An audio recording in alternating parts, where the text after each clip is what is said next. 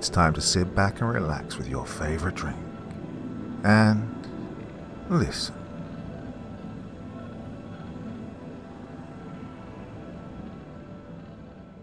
From the halls of Montezuma to the shores of ancient Rome, the Empire versus the Eagle, Globe, and Anchor. Part 1. Okay, hear me out. This is going to sound strange, but what if my theory is actually true? It'd explain a lot of things and answer a lot of questions that are plaguing us right now. Let's imagine for a moment that the Earth, alone in the galaxy, or perhaps even the universe, has been chosen to be nothing more than a giant chessboard. A chessboard where both time and space do not hinder or help in the outcome of the game. Now, let's imagine that there are two diametrically opposing forces at either end of the chessboard. Let's label them good and evil, light or dark, whatever you wish, who at critical times in cosmic history will take individuals or perhaps even entire military units and place them at strategic locations during crucial moments to affect the outcome of the timeline. What if these chess moves, for lack of a better term, has changed the course of our history over and over again? Well, what if Abraham Lincoln actually lived, but a chess piece had been moved to assassinate him? What if Hitler had been killed in World War I, but a chess piece had been moved to save him? What if a chess piece had been moved to save Trump from assassination? Excuse my French, said Colonel Solomon Gabriel. But are you freaking shitting me, Chaplain Johnson? The 48-year-old Marine Corps colonel, with skin-tight buzz cut and the low flat top of prematurely white hair, glared at the chaplain of his 13th Marine Expeditionary Unit. Colonel Gabriel wasn't a religious man. 3 tours of Iraq and 2 in Afghanistan pretty much convinced him there was no God, at least not a loving one, despite what his Marines might have seen and experienced in the last few days. Chaps, I have the entire milieu spread out on the beaches of the Reggio di Calabria, on the southern tip of Italy and trapped 2,000 years in the past. I ordered this command and staff meeting to complete all of the intel that we've been able to gather so far. That includes you briefing me on what the hell that thing was we saw. I need answers on how we're going to get my 2,400 Marines back where they belong. Not a lecture on some metaphysical Doctor Who bullshit or some ancient alien theory about Jesus, the lightsaber-wielding Jedi. Sir, I'm just offering, said the chaplain, Major Brent Johnson. Sir, interrupted Captain Tanya Tonelli, the MIUS-2 intelligence officer and one of the few female officers serving in the unit. There are historical records of entire units vanishing without a trace.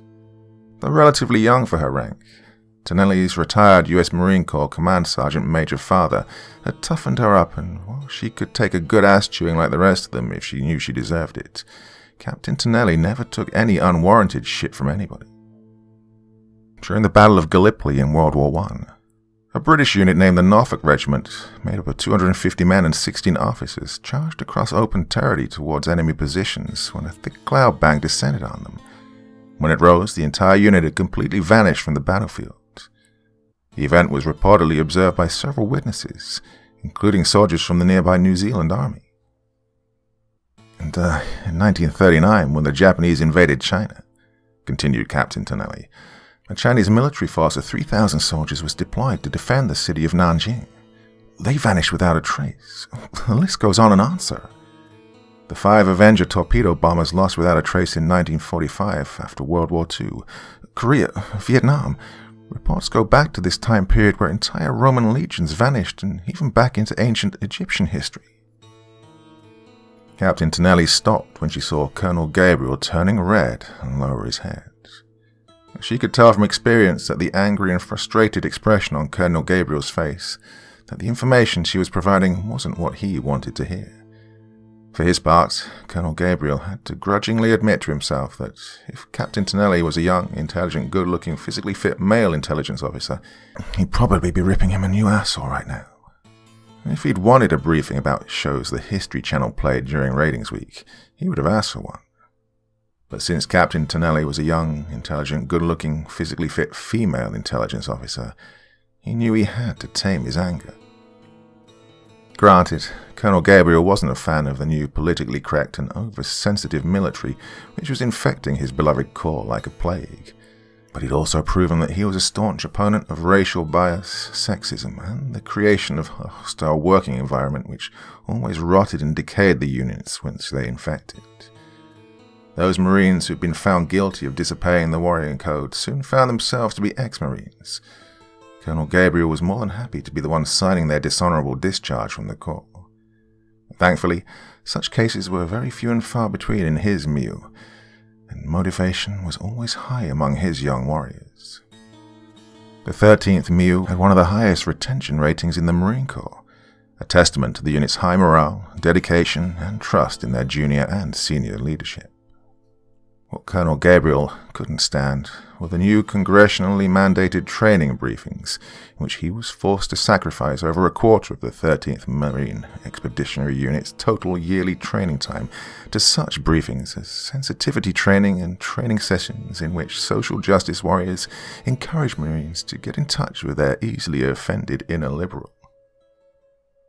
His Marines patiently sat through those hours-long death-by-PowerPoint briefings in which each Marine was lectured by bleeding-heart liberals on how Marines were brutish monsters unless they changed their negative and intolerant attitudes towards people who identified themselves as winged unicorns of rainbow and sprinkle-colored freedom fighters. Well, if a Marine's first thought at 0:30 when they woke up in the morning wasn't, how can I embrace and love grown adults who have no idea which public restroom to use? Well, that Marine didn't have his priorities straight. And while each of Gabriel's Marines dutifully rated each briefing a 5 out of 5 in relevance, importance, and promoting social justice, at least they'd be labeled as brutish monsters by their civilian slave masters. In reality, most of the Marines considered such constant and repetitive briefings tedious drivel to the point of being aggravating. They would have rather spent their training time doing something more relevant and important to promoting social justice, such as training to kill the shit out of the bad guys. Colonel Gabriel inhaled deeply as he spoke, and Captain Tonelli winced unconsciously, expecting an ass chewing in front of her fellow staff and command officers, who were crowded inside the large tent that was serving as the unit's TOC, Tactical Operations Center. Instead, in an aggravated though calmer and collected tone, Colonel Gabriel said, "Look, Captain Tonelli, I'm not doubting whether or not those occurrences actually happened. Hell, we're stuck 2,000 frickin' years in the past. What I need to know are quantifiable and scientific theories of how we got here and what that thing was who said he was God. Most of all, I need to know how we're going to get the 13th Marine Expeditionary Unit back to where we belong, or at least to the 1960s. Heard that was a fun frickin' decade." Captain Tonelli smiled inwardly, knowing that her plan to readjust the Colonel's thinking might be working. "Sir, for matters regarding a theological answer, I'm afraid Major Johnson is far more qualified than I am as your subject matter expert." She smiled gently, turning her head to look at the chaplain.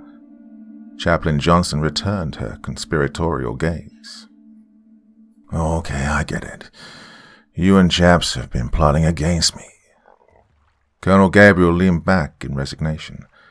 "All right, chaps, let me hear your theory. What was that God we saw out there last week?" Chaplain Johnson thought back to last Friday, when the 13th MIU was conducting a joint forces NATO exercise with the Primer Reggimento San Marco, the elite Italian Marines. The start of the training operation would be done in typical Marine Corps awesomeness. The U.S. Navy amphibious assault ship USS Kearsarge and the Italian Navy amphibious assault ship San Giusto were steaming 2 miles off the coast of southern Italy, roughly 50 clicks northeast of Sicily. In the mystic blue waters of the Mediterranean Sea, the most elite fighting forces of the United States and Italy were training together, conducting an amphibious assault of the rocky beaches of Reggio di Calabria at the tip of Italy's boot.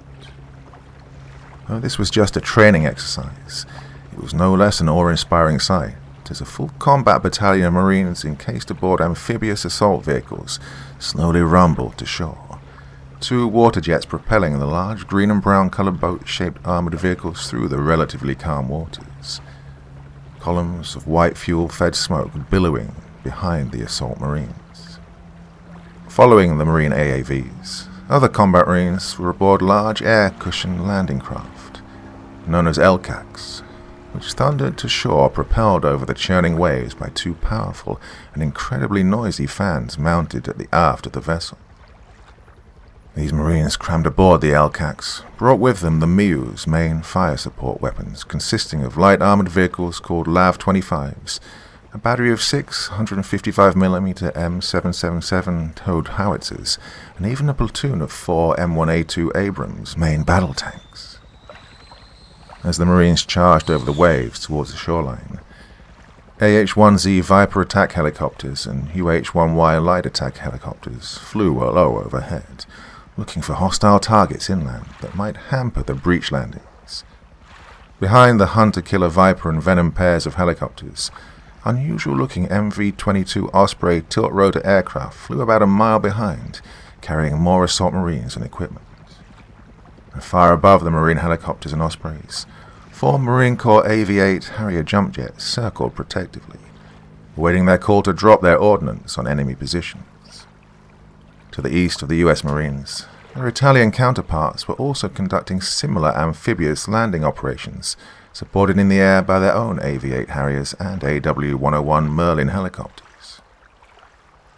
Colonel Gabriel stood on the bridge of the lead LCAC, just behind the first wave of assaulting Marines, watching with visible pride as his young Marines neared the shoreline of Reggio di Calabria, each team and squad all the way up to battalion-level command team operating like a well-oiled killing machine. Once the two assault forces landed ashore, the American and Italian Marines would link up to begin a 6-mile road march following the main seaside road east to a pre-assigned location where they would consolidate and conduct 11 days of joint training exercises. His Marines would enjoy the sight of the Mediterranean Sea off to their right as they conducted their 6-mile road march. It was, thought Colonel Gabriel, a great day to be a Marine. Chaplain Johnson was with Colonel Gabriel on the LCAC's bridge, along with the senior command staff. Johnson saw the phenomenon before the LCAC's Navy captain said, "Sir, looks like we got clouds rolling in." The Italian and American meteo folks had previously reported that it would be clear today, high, thin clouds and 100% visibility.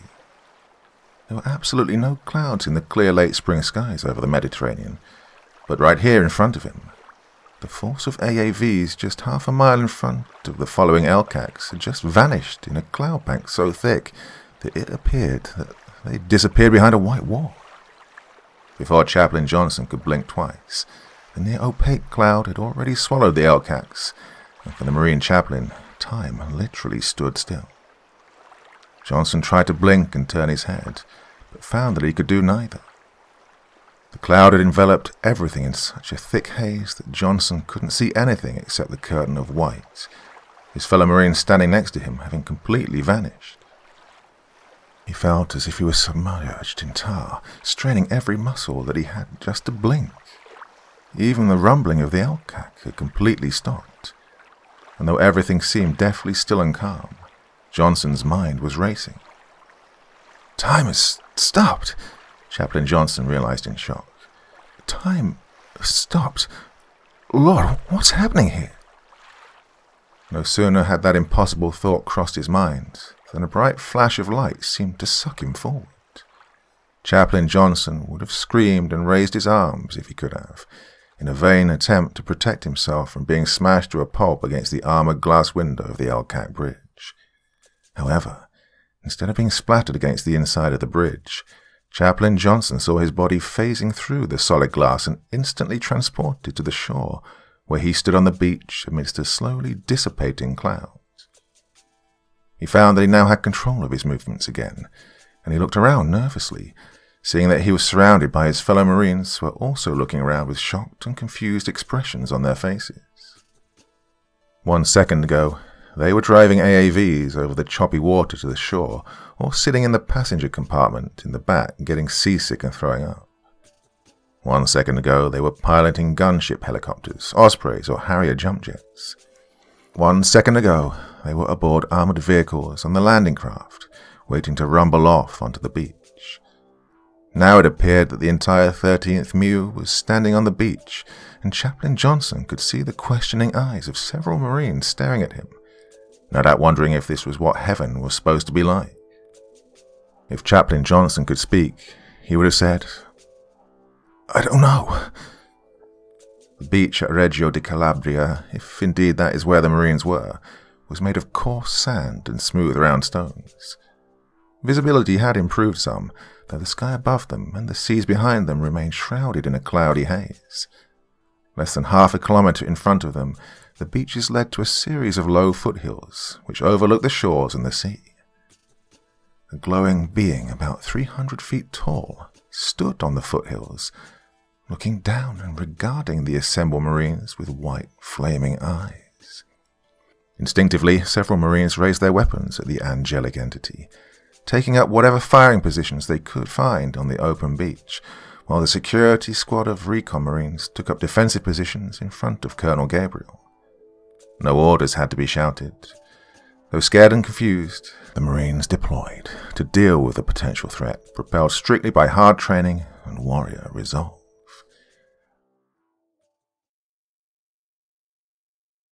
Part 2. "Stand down, Marines," yelled Colonel Gabriel, his gruff voice breaking the eerie quiet which seemed to envelop the scene. "Lower your weapons and stay frosty. We don't have live rounds anyway." "Fear not, my valiant warriors, for thou stand before the god of this land." The being spoke to the Marines with a beautiful voice, its tone calming, almost hypnotic, and Chaplain Johnson could only describe the human-shaped giant as glorious. It was a male figure with a chiseled and muscular chest, barely hidden by a golden flowing robe. The being's legs were also very muscular, and his feet were hidden under clouds of swirling smoke.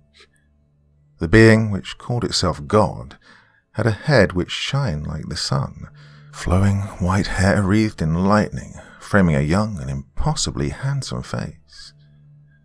"Thou art safe here, my champions," considered the being calling itself God. Chaplain Johnson realized that the being wasn't speaking to them in the conventional term, but actually communicating with each Marine through its thoughts. "My name is Solomon Gabriel, Colonel, United States Marine Corps," yelled Colonel Gabriel. "I am the commander of the 13th Marine Expeditionary Unit based out of Marine Corps Base, Camp Pendleton, California." "I am aware of who thou art, Colonel Gabriel," said the being, sounding somewhat annoyed at being interrupted. "Thou art the Legion Legate, a commanding officer of one of our history's most elite warrior classes, known as United States Marines." Colonel Gabriel put his hands on his hips as he looked up at the glowing deity on the hill. "You don't need to be a god to know that," he yelled. The being laughed humorously. "Arrogant and fearless, I have chosen well. But have a care how you speak, Colonel Gabriel, for I am the god of this land, and I shall brook no insubordination from my warriors, no matter how daring and bold." "Oh, please don't tell him that these aren't his warriors," thought the chaplain. "Please don't tell him that these warriors belong to the United States Marine Corps." Chaplain Johnson instead breathed a sigh of relief when Gabriel said instead, "Are you the one who brought me and my Marines here? Where exactly is here?" "Thou art upon the shores of Rhegium, which thou now call Reggio di Calabria," said the being. Chaplain Johnson gasped. "The Reggio di Calabria hasn't been known as Rhegium for over a millennia," he thought. "Ah, indeed," said the being, as if it had read the chaplain's mind. "This land has not been known as Rhegium for many eras since your births." There was a tinge of anger in the being's tone as he spoke. "Several things have changed since the Kohav Bahir appeared." "You still haven't answered my question, sir." It pained Colonel Gabriel to call the thing sir, but he was an atheist and would be damned if he'd addressed the thing as God. "My Marines would have come ashore at Reggio di Calabria without your help." "Indeed, Colonel," said the being, "but thou would not have arrived at the time in which thou were most needed. You and your warriors stand on the beaches of Rhegium. That is true, but thou standeth on the beaches 2,000 years in your past. 40 days ere the fulfillment of the Kohav Bahir prophecy. Are you frickin' kidding? Started Colonel Gabriel. Sir, yelled Chaplain Johnson, putting his hand on Gabriel's shoulder and shaking his head in panic. If you really did bring us back to the biblical area, maybe we need to hear what God has to say before we incur his wrath. Colonel Gabriel exhaled angrily, glaring at the chaplain, but said nothing. Surprisingly, the being claiming to be God gave Chaplain Johnson a displeased expression, but spoke cordially with Colonel Gabriel. You are indeed wise to hear me out, Colonel Gabriel. 40 days hence a great calamity will occur which will shatter the very pillars of the world, started the being. Cultures will crumble and empires will fall, and the effects of such a world-destroying event will touch even thine own lives many millennia in the future. This must not stand. Therefore thou and thy mighty warriors have been chosen amongst all others to keep this calamity from occurring and affecting the world with its power. It is the only way that you may be allowed to return to your proper time. Is that so? Said Colonel Gabriel. And what is it that you're asking the 13th Miu to do? The being suddenly radiated a feeling of accomplishment that bordered on sexual satisfaction. He smiled and his body shone even brighter. The prophecy of the Kohav Bahir must not be allowed to occur. The great pillars must not be allowed to fall. In order to prevent this, thy marines must destroy the military legions of the Roman Empire. With all of your great power, said Colonel Gabriel, why can't you do that yourself? Why couldn't you prevent the prophecy of the Yabba Dabba Doo? Do not try my patience, mortal. The glowing being seemed to diminish in its brightness and glory, its beauty replaced by a moment of ugly rage. Still, Colonel Gabriel stood his ground. I am the god of this land, therefore the Roman legions are my children. It is not for me to carry out this task. For the sake of your world and for your future, this is a task which can only be accomplished by the United States Marines. Well, chaps, said Gabriel, was that or wasn't it God that we saw 3 days ago? Chaplain Johnson gulped. In my opinion, sir, the answer would be no. If it were, then none of us would probably be alive, as no man could set eyes on him and live. Okay, then, I'll bite, said Gabriel. Was that some sort of angel of his? Again, sir, I'd have to say no, replied Johnson. Angels have been said to be so glorious that those who saw them were either so struck with fear that they collapsed, or they fell in worship of them. Neither of those events occurred amongst the Marines, and I noticed that since no one fell in worship of that being, well, it caused it some consternation. In the Old Testament of the Bible, angels would always say that they were not God, but his servant and messenger. That being on the hill said that he was the God of this land. If he were truly God, he would have announced himself as the God of the universe. To put what that being said in perspective, it'd be like he was admitting to be the God of Toledo, Ohio. So, who do you think that was, chaps? The deep-sounding voice came from Command Sergeant Major Jacob Jake Tunstall, the veteran black Marine who'd been the unit's senior-ranking NCO through their last 2 deployments to Iraq and Afghanistan. Angel of Light? The Devil? I'm not certain, Sergeant Major, said Chaplain Johnson, though I did suspect that he didn't like me being here, as if he considered me as an adversary. What was it that the being said?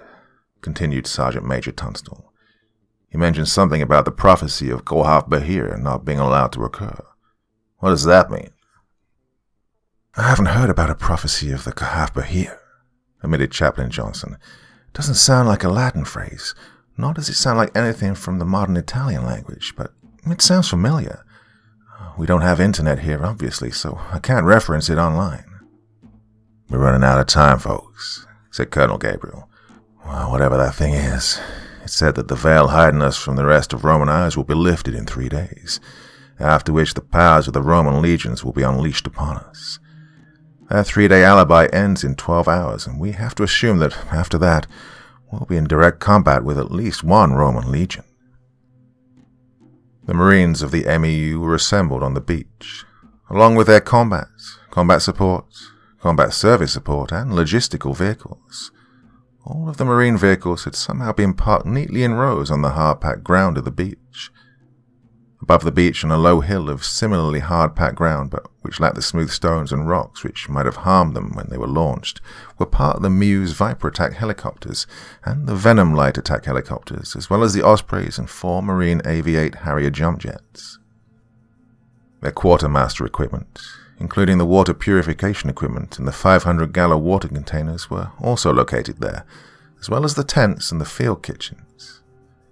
Aside from that, mountains of pallets stacked high with ammunition, MREs, bottled water, fuel blivets, extra tires, and everything else that could sustain an entire MEU for a high-intensity operation that was supposed to last no more than 2 months also awaited the MEU on the beaches, although the Marines had no idea how those had got there.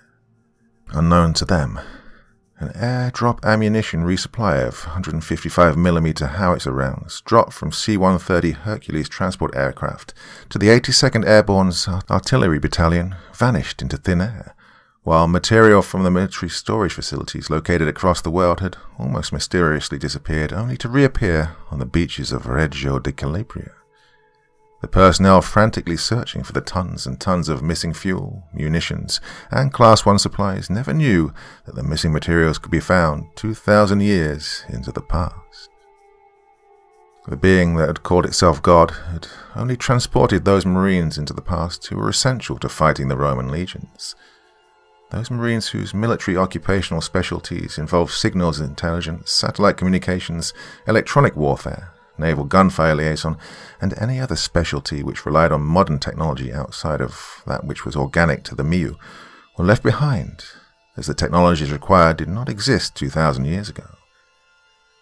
Aside from the Navy corpsmen, who were also allowed to remain, the MEU would be acting as a separate, self-sustaining combat element.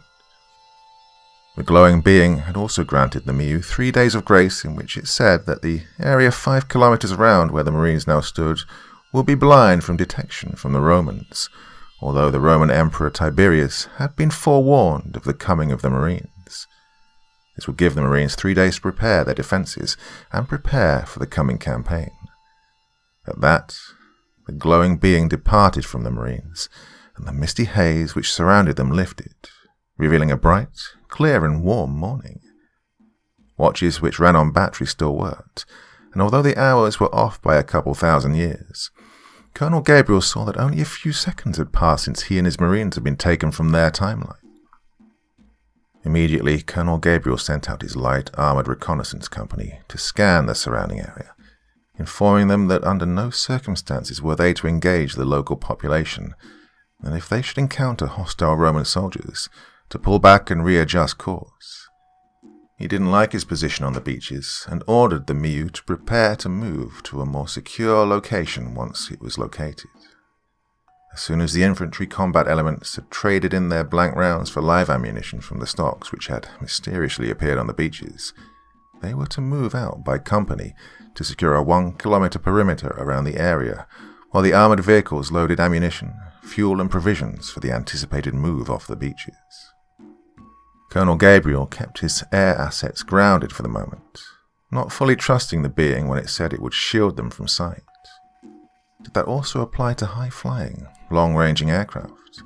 No, instead, Gabriel ordered his scouts to make extensive use of the recon drone assets available to them.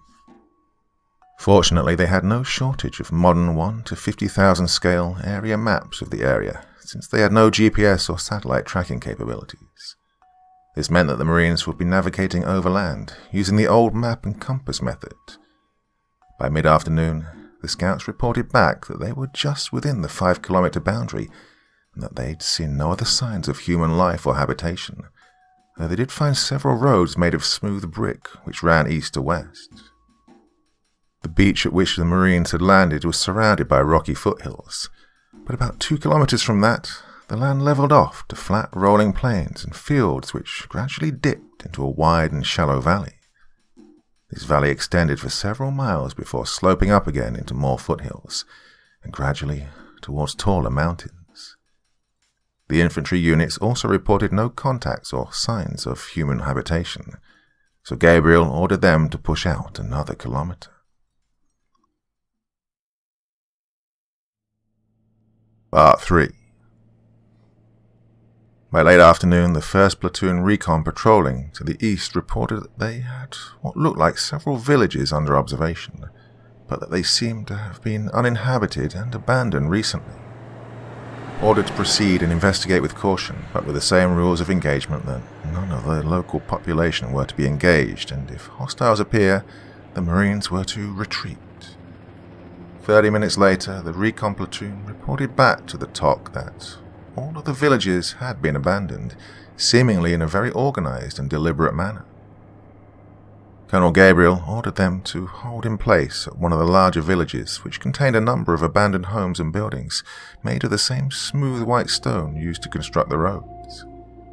Using his map, Colonel Gabriel saw that the villages were north of what is modern-day Melito de Porto Salvo, an area of grassy higher ground which then led down into the more traversable valley going north. It was a very strategic location for the ancient Romans for fishing and farming, and Gabriel wondered why it had been abandoned. A while later, the recon platoon scouting north and northwest reported very few signs of habitation upon the rocky foothills, and few places where the Miu vehicles could maneuver. Ordering his recon marines to hold place and maintain observation, he ordered 1st Platoon at Melito de Porto Salvo to secure the area and prepare for the Miu's arrival, paying special attention to marking areas which the aircraft could land. Not wanting to move in the evening, Gabriel called his command and staff officers into his tent, informing them that he was going forward to assess the situation at Melito de Porto Salvo to see if it was a suitable site for the Miu. If he determined that it was, Gabriel informed his commanders that the Miu would be moving off the beaches at 1000 hours the next morning, following breakfast. In the meantime, Gabriel admonished his combatant commanders to ensure that their equipment was serviceable and accountable, and that their units be ready to move within 24 hours. Normally, Gabriel would take the UH-1 Venom helicopter to do an aerial recon, but instead he travelled overland with his reconnaissance platoon to link up with the 1st Platoon at Melito de Porto Salvo. Utilizing the recon platoon's up-armoured Humvees to cover the short 5-kilometer distance, Colonel Gabriel was amazed at the sophistication of the ancient paved Roman roadway. Though it was hardly capable of accommodating any of his vehicles, much less their tracked and armoured vehicles, it was still an impressive feat of ancient road construction, and though the way was narrow and rocky in many places, the Marine vehicles could traverse the route, proving their worth as they had in the Rocky Mountains of Afghanistan. The thing that bothered Gabriel was that this wide and obviously major travel road was abandoned of all people, and, as his recon elements had reported, so were all of the villages and habitations surrounding the Marine landing point for 5 kilometers. This could only confirm that Emperor Tiberius had ordered the evacuation of this part of southern Italy, and the only reason why he would do this was because he was fully aware that the US Marines had landed.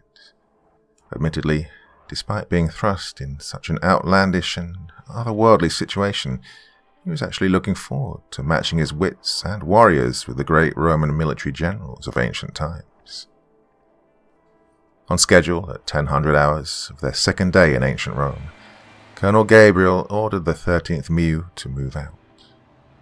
The move from the beachhead to the abandoned village north of Melito de Porto Salvo the next morning went off without a hitch, with 2nd Platoon Recon leading the way and 3rd Platoon Recon bringing up the rear.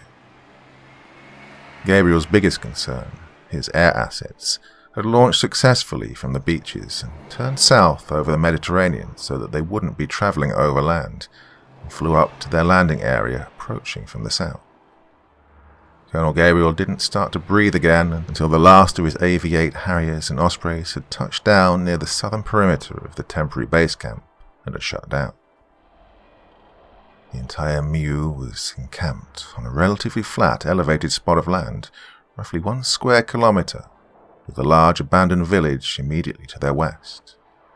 To their east and west were the rocky foothills which gradually rose to mountains. To their south was the Mediterranean Sea, while directly north was the wide valley which led through fertile farming lands. Colonel Gabriel gave instructions that they would not be occupying any of the abandoned structures in any of the villages, and ordered the 13th MU to begin setting up their temporary operating base camp while the scouts were ordered forward again. Gathered again inside the large tent being utilized as the MEU TOC, the assembled command and staff gathered around the tactical map covered in laminate to discuss the current situation and develop the initial CONOP, concept of operations. First and foremost, although their mission was to destroy the military legions of the Roman army, the Marines wanted to leave as small a footprint as possible on the timeline. The being that had called itself God had given them a relatively simple objective. From the Reggio di Calabria, the Marines would follow the coast road northeast to Sybaris, in what is modern-day Sabari, 200 kilometers away. From there, the MU would turn northwest, headed inward towards Venusia, located in what is now known as northern Potenza. From there, the Marines were to travel northwest again to northern Neapolis, known today as Naples. From there, the Marines would turn north towards the heart of the empire, Rome. All told, the straight road march taking that route was 700 kilometers, so some 440 miles. The glowing being promised to provide resupplies of munitions, provisions, and fuel along the way, in the same manner in which he had supplied the Marines on the beaches of Rhegium. "Okay," said Major Alexander Easter, the S3 operations officer, as he addressed the staff. "Assuming that the entity is true to his word and will provide the necessary resupply, then we'd need to resupply twice for fuel, preferably at Potenza and Naples. Going over the mountains as we'd have to, we'd be burning 30 to 50% more fuel than we would during normal operations. That includes combat maneuvering. Still, even given the fact that there are no established roads that will hold our vehicles, we should be on the outskirts of Rome in less than a week to 3 days. Though we should plan for longer if we have to deal with civilian traffic and combat operations." "Weather," said Colonel Gabriel to Captain Tonelli. Since the Meteo specialists relied on current satellite data, they had not been included in the MU. Therefore, it was left to Captain Tonelli to make her best guess based on known historical data. "Assumptions remain the same, sir," replied Tonelli. "If we're transported here during the same month that we were taken, then we're still in the spring season between April and May. We can expect temperate climates of around 65 to 70 degrees with an expected rainfall not to exceed 4 inches and mostly sunny and clear skies."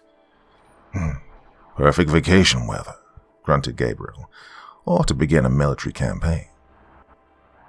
Gabriel exhaled and put his hands to his chin. "Is it just me, or does anyone else find it odd that we were given 40 days to accomplish this mission?" "If we assume that Emperor Tiberius was forewarned that we were here, it should also be safe to assume that he has recalled some of his legions from around the known world to defend Rome. 40 days would allow them to prepare defensive positions while allowing other units to get into blocking positions along our route of march," said Major Easter. "So you're saying that the entity is playing both sides then?"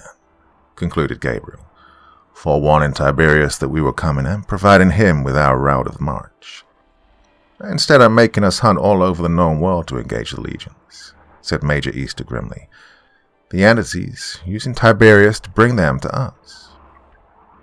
"Sir," said Lieutenant Colonel Archibald Arch Wainwright, the ground combat element commander, "what about the moral and ethical issues that we're asking our Marines to face?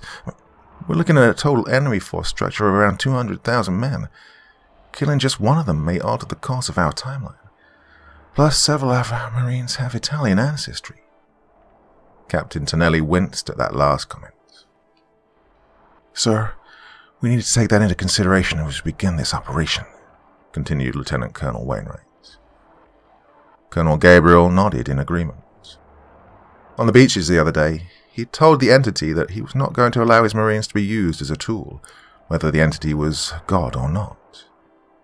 The Marines were bound to uphold the Constitution of the United States, though it was still 2,000 years coming. The entity went white with rage, and for a moment it looked as if it would have struck down Colonel Gabriel for his insolence, but it held its wrath. Thou remind me of other heroes of this age which hath opposed my will, so I will give you this generous concession, Colonel Gabriel. Follow this route to Rome, but do not cross her boundaries. Stay there south of the city until 40 days passes. Once 40 days and 40 nights have passed, I shall return you back to your proper time and to your homes. Colonel Gabriel crossed his arms, refusing to be bullied. And if I refuse? The entity calling itself God sneered. Then 40 days shall become 40 years, shall become 400 years, that you and your warriors shall be trapped here, long dead and forgotten, ere your bones are discovered. In the meantime, shall I bring forth upon the shores of Rhegium another marine expeditionary unit, and if their commander is as insolent and unwise as you, I shall bring another and another and another, until one of your kind has the wisdom to see the reason of his holy quest, which is to stop the catastrophic prophecy which would destroy kingdoms and lay low empires. Colonel Gabriel still didn't believe the entity's claim of being God, but he did know that it had the capability to snatch up entire military units from modern times and transport them to the past. If he refused, the entity would just discard the 13th MIU and simply grab another unit. Though Colonel Gabriel graduated third from his command and staff college and first in war college, nothing that he'd been taught prepared him for the Star Trek Captain Kirk bullshit he was facing now. With the greatest reluctance of his life, Gabriel accepted the entity's offer. Ultimately, Colonel Wainwright, said Gabriel, I take full responsibility for every action which my Marines will be forced to take while we're stuck in this timeline, including every casualty we inflict. Having said that, it's not my intent to engage in offensive operations against any military unit here, Roman or otherwise. Sir, said Colonel Wainwright, I only agreed to move our forces to the south of Rome, taking the route which the entity gave us, said Gabriel. I never agreed to conduct offensive operations along the way. If we're forced into combat, it'll be a defensive battle. Gabriel walked to the map which hung on the inside of the tent. Okay, folks, first of all, I need to know what exactly we're facing. Specifically, what's a Roman legion of this time period's tactical organization and equipment? Colonel Gabriel turned to his ground combat commander. Colonel Wainwright, you seem to know a little bit about ancient Roman legion numbers. Can you share what you know? Of course, Colonel, said Wainwright. Besides, who hasn't fantasized matching wits and warriors against the great Roman military generals of ancient times? Colonel Wainwright walked to the map next to the shorter but stockier Colonel Gabriel. Wainwright was a tall, white senior officer with wavy brown hair and tan skin, with an athletic build and absolutely no body fat. A very recruiting poster of a relatively young Marine senior commander. Wainwright began his briefing, having anticipated what information Colonel Gabriel would be looking for. A single Roman legion consisted of between 4,000 to 5,000 soldiers, roughly equivalent to a modern combat brigade. They were further subdivided into units called cohorts, or battalion-sized elements, which were in turn subdivided into centurias, which were company-sized units. Depending on the ground in which we chose to defend, we could easily overmatch several legions. However, if the ground's open to maneuver, say, by a large force of cavalry, we might be at a disadvantage. Our route of march limits their approaches to us up to Potenza, said Gabriel, studying the map. We'll have the mountains to our left and the sea to our right. However, once we get to Potenza and head across the peninsula to Naples, we'll be in relatively open territory. The going will be considerably more difficult from there. Captain Tonelli. Colonel Gabriel spun around, addressing his intelligence officer. Give me that report on their capabilities. Captain Tonelli stood up to give her report. She would usually have done her briefing on PowerPoint, but now it was written on a notebook. She wasn't as big an expert on ancient Roman military structure and tactics as Colonel Wainwright, and was grateful when he offered his assistance to her. Sir, she began, the Roman legions we can expect to encounter are equipped with specialized formations, same as ours. Each legion has a cavalry element of some 200 to 300 skilled horsemen used for reconnaissance and outflanking maneuvers. They have a light infantry section, used primarily as scouts, skirmishers, and javelin casters. The main combatant elements of the legion are comprised of the heavy infantry, which are themselves subdivided into novice, competent, and experienced soldiers, with the novice soldiers usually filling the front ranks of an engagement. We can also expect auxiliary units, similar to our combat support units, or siege weapons ranging from ballistae to catapults, which may not harm our heavier armored vehicles, but are a threat to our light-skinned vehicles. We can expect these ranged weapons to be effective out to 200 meters, their bows also having the same effective range. "Thank you, Captain," said Gabriel, turning to address his officers. "Marines, in less than 12 hours, the grace period which we'd been afforded is set to expire, and we'll literally be stepping out to make or rewrite history. There's a lot yet which we don't know, but we do know this. We are Marines. We will uphold our duty to the Constitution and to our country. We will not be aggressive, nor shall we seek out any aggression. We will fight only when the fight is brought to us, and if we can save lives, we'll do so at every opportunity. We will stand at the gates of Rome, but do so peacefully, waiting out the remainder of the 40 days. "Sir," said Command Sergeant Major Tunstall, "what if that thing we saw on the beach doesn't fulfill his end of the bargain?" "Oh, then me and Chaplain Johnson are going to have a serious come-to-Jesus moment with God," said Gabriel. "Sir," interrupted S6 Communications NCO as he ran into the talk. "Sorry, sir, but Scout 1 and Scout 2 has made contact." Colonel Gabriel lowered his binoculars. He was standing at the first scout's positions, 2 kilometers to the east of the EU. 1 mile to the east, a force of at least 5,000 Roman soldiers were advancing over the rocky foothills. To their north, second scouts were reporting that a force of 5,000 Romans were approaching up the valley, about 1.5 miles distant.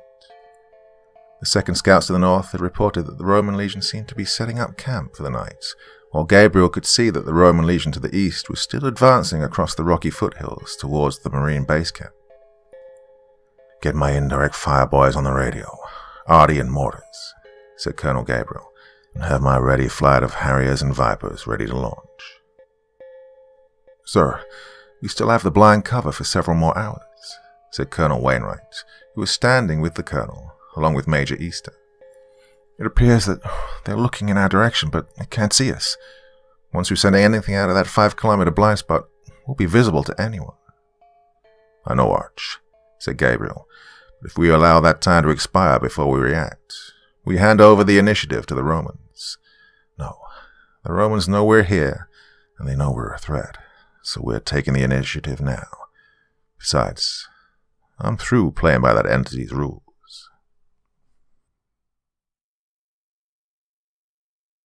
Part 4.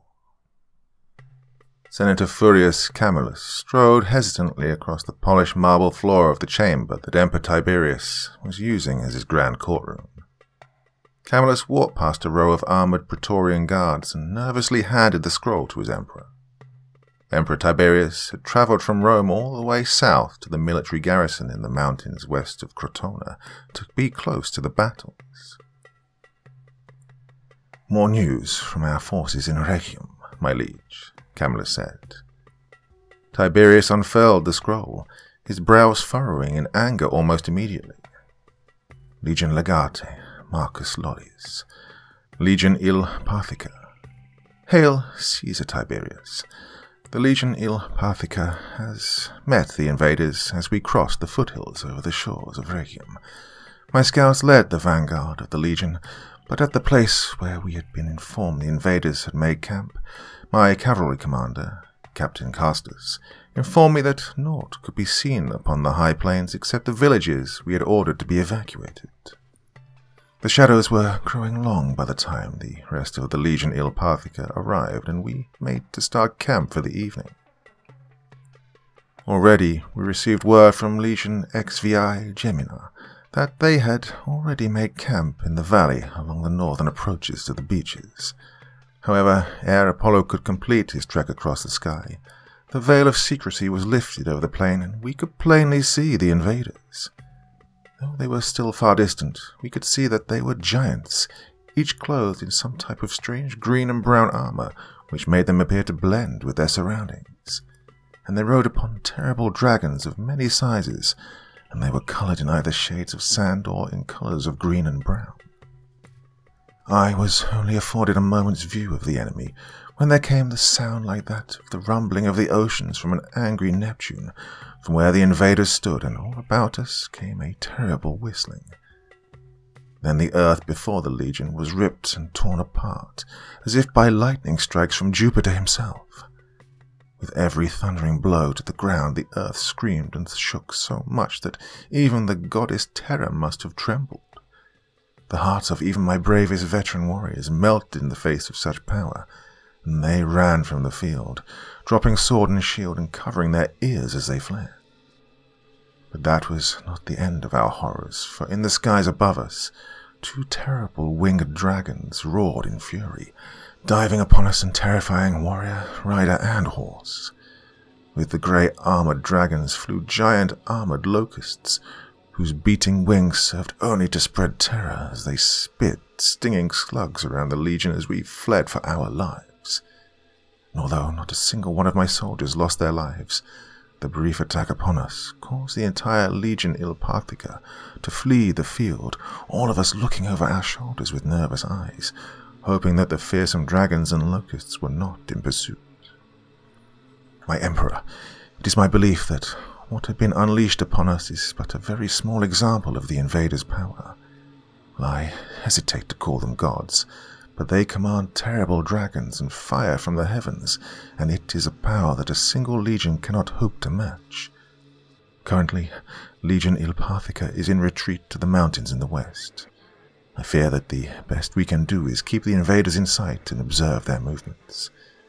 I remain your faithful servant, Legion Legate Marcus Lollius, Legion Ilpathica. Emperor Tiberius tossed the scroll aside in anger. This damned message repeats the same message which you brought to me from Legion 16 Gemina this morning, Senator Camillus. My liege, stammered Camillus, I am simply the messenger. Who are the camp prefects of Ilpathica and 16 Gemina? Interrupted Tiberius. Titus Larsius from 16 Gemina, and Senator Lucius Cornelius from Ilpathica, answered Senator Camillus. Send them congratulations, said Emperor Tiberius. They have been promoted to Legion Legate. Tell them that their first task is to arrest their former Legion commanders and try them for treason and cowardice in front of their troops. Only their heads need to be returned to Rome. Once that has been done, tell Legate Cornelius to move Ilpathica west and reinforce Legion II Italica at Crotona. Order Legate Larsius to take 16 Gemina south and trap the invaders between them and Crotona. The invaders are limited in their movements, with the mountains to their north and the seas to their south. The legions are to crush them on the southern roads. Yes, of course, my liege, nodded Camillus. Also, said Tiberius, send this order to every single soldier serving the Empire. I decree that any soldier, no matter what rank or social standing, who takes one step backwards in the face of the invaders has forfeit their own lives. The only way is forward to either victory or death. Colonel Gabriel had watched with satisfaction when the northern and eastern force of Roman legions had broken and fled in panic. His combined mortar and artillery strikes had landed far enough away to not have inflicted any casualties, but close enough to shake the ground while his Harriers and Vipers added to the panic of the 2 Roman legions. He'd allowed his Marines to get whatever restless sleep they could that night, before moving off the beaches as planned in the morning. Once again his scouts led the way, while his air assets circled overhead. While they were a great asset to the Marines, Colonel Gabriel had neither the aviation fuel nor did the aircraft have the endurance to maintain flight indefinitely. Right now, the primary mission of the MEU was to find an elevated and defendable area which his air assets could land and use as an airbase that could still support the MEU's movement to Rome. He'd have to leave a security detachment force to defend the airbase, but that couldn't be helped. was decided that the most likely place for a suitable temporary airbase would be located north of Potenza. So Gabriel sent his Venoms and 3 platoons of Marines aboard Ospreys to locate a suitable site. Coordinating so many moving parts was risky, especially keeping communications with all separate elements, but Colonel Gabriel didn't want to risk keeping the Marines on the beach and allow the Romans to regroup. The ground movement of the Miu was unopposed but slower than expected. The roads and passages sometimes became too rocky or too narrow for large vehicles, and already the armoured vehicle launch bridge had to be employed so that the Miu could cross over flowing bodies of water. And for the first time, the Marines were encountering local civilians. Several towns and villages dotted the southern roads, and as the Roman civilians saw the powerful invaders approaching, riding their growling tan-and-green dragons, with their terrible grey dragons circling overhead, they fled in panic. Gabriel would call a halt to allow the civilians ample time to gather their belongings and leave. By the time they reached the outskirts of a large town in what is now modern-day Soverato, Colonel Gabriel ordered a halt south of a narrow flowing river. They had only travelled 100 kilometres from the beaches. The area which they halted at was on a flat field and wide enough to allow ample space for the entire Miu to form a defensive perimeter while their air assets could land in the middle. 2 well-constructed stone bridges crossed the river, which could sustain the weight of the Miu's lighter vehicles, but would not hold the weight of the tanks. Gabriel sent 2 armoured LAV-25s and a platoon of Marines over the bridge to secure the far side. It was late afternoon, and Gabriel wanted to allow a full day for the civilians living in the towns surrounding their route of advance to evacuate, while his scouts searched for a place narrow enough for the heavier machine vehicles to cross. The main force Miu would camp here for the night, while the detachments searched for a suitable airfield further north. If all went well, they'd make Sibari by the next day, where the entity promised a resupply of fuel awaited them. While his Marines were busily setting up night defensive positions, Gabriel received word that his scouts had located several potential areas north of the Potenza region, which could be suitable for a forward airfield. Gabriel sent his executive officer, Lieutenant Colonel Brad Lively, to check out the potential sites aboard his personal helicopter, instructing him that he wanted his assessment as soon as possible, as the air assets were vulnerable at this location. Colonel Gabriel then boarded an Osprey to do an aerial recon of their forward march route the next day. The roadways were choked with civilians moving east and north. That would be a problem, along with the 2 choke points he saw along the way to Sibari. The Miu could turn off and travel across country around the civilians, but the choke points, a place where the mountains close to form a narrow passageway, would be a different story. He returned from his reconnaissance mission in time to receive the assessment from Lieutenant Colonel Brad Lively, who reported that he'd found the best place to establish the airfield, in a flat elevated area at the base of a valley surrounded on the east, south and west by mountains, and having a commanding position of the surrounding area. The downside was that the elevated plain appeared to be part of a large farming field, as there were several isolated farming villages located around the valley. Rather than waste aviation fuel to fly out and assess the area, Colonel Gabriel instead chose to trust his XO's assessment and put him in charge of establishing the airfield. Within 2 hours, the Harriers and Rotorwing assets were taking off again, heading north towards the newly established airfield. Along with them, Gabriel ordered a security platoon of Marines and a detachment of 4 of his 8 81mm mortars to bolster the Marines already there. Unknown to Gabriel, however, the Miu was also under observation. 4 cavalry scouts of Tu Parthica, now under the command of Legate Cornelius, had observed the invaders as they moved, noting that while their dragons were indeed fearful, they were also clumsy and difficult to control. They could not traverse over land as easily as the legion's horses, and had extreme difficulty crossing rivers. This information would be vital to Legate Cornelius, and the Roman scout leader sent one of his riders back to Sybaris. There may yet be a way to defeat these invaders. The next morning, the Miu moved out again towards Sibari, crossing over the armoured vehicle launch bridge again at a narrow point in the river. They travelled unmolested for over an hour, until the first choke point appeared in the distance. This choke point was a narrow passageway about 20 meters wide, running approximately 100 meters long, where the two rocky ridgelines met. Beyond the choke point, the ground opened up into wide grain fields. Colonel Gabriel halted his column 7 kilometers west of the first choke point. The recon Marines, which had been dropped in overwatch positions, reported that Roman forces had been arrayed in battle positions at the opposite side of the choke point. Again, the Marines utilized their recon drones, and Colonel Gabriel was treated to a panoramic view of the Roman forces opposing him beyond the choke point. There were at least 10,000 Roman soldiers facing them, 2 legions arrayed in disciplined formations of combatants, while their cavalry was arranged behind them. On their flanks were large Scorpio heavy dart launchers, Onager quick-firing catapults, and ballistae of every size. "Then place the howitzers and set the mortar tubes a firing," ordered Gabriel. "Prepare to drop rounds 100 meters in front of their vanguard." Now, unlike before, the Roman soldiers stood firm as the helicopters circled over their formation. However, as the artillery Marines struggled to rapidly emplace their 6-toed howitzers, one of the circling Venom helicopters transmitted a warning. "6, we have a column of Roman soldiers approaching your position from about a mile to your rear. They must have been camped out in the mountains to our north. They're coming at you at a dead run." Gabriel looked behind him, seeing nothing but the road bending around the mountain range which they just passed. The rear force of Roman soldiers had waited until the Marines had rounded a long bend, using the mountain to mask their movements until the last second to get as close to the Marines as possible.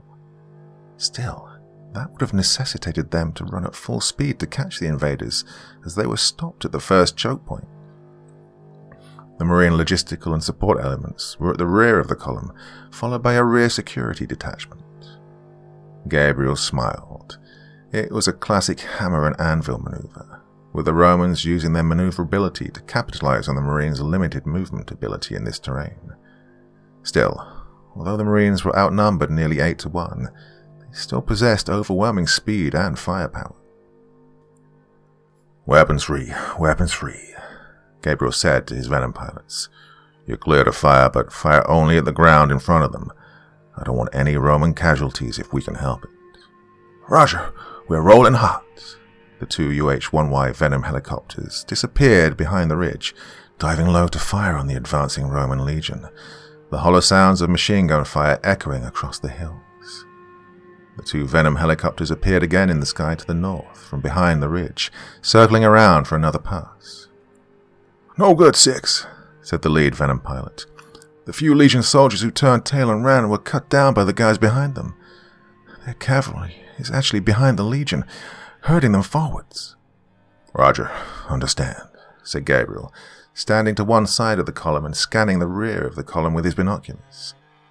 The bend was about 3/4 miles behind the last vehicle in the Marine column. "Give them another firing pass, but make sure you hit the ground in front of them." Once again, the helicopters dived towards the pursuing Roman soldiers, and the sounds of machine gun fire rattling sounded closer. The helicopters pulled up, circling to the south. "They're not stopping, 6, announced the lead pilot. "Sir," came a warning over the command radio net. It was a scout team leader watching the choke point. "One of the legions is moving towards the choke point." "Understood, Scout," said Gabriel, switching channels to the combat net. "Arch, the Legion is moving towards the choke point.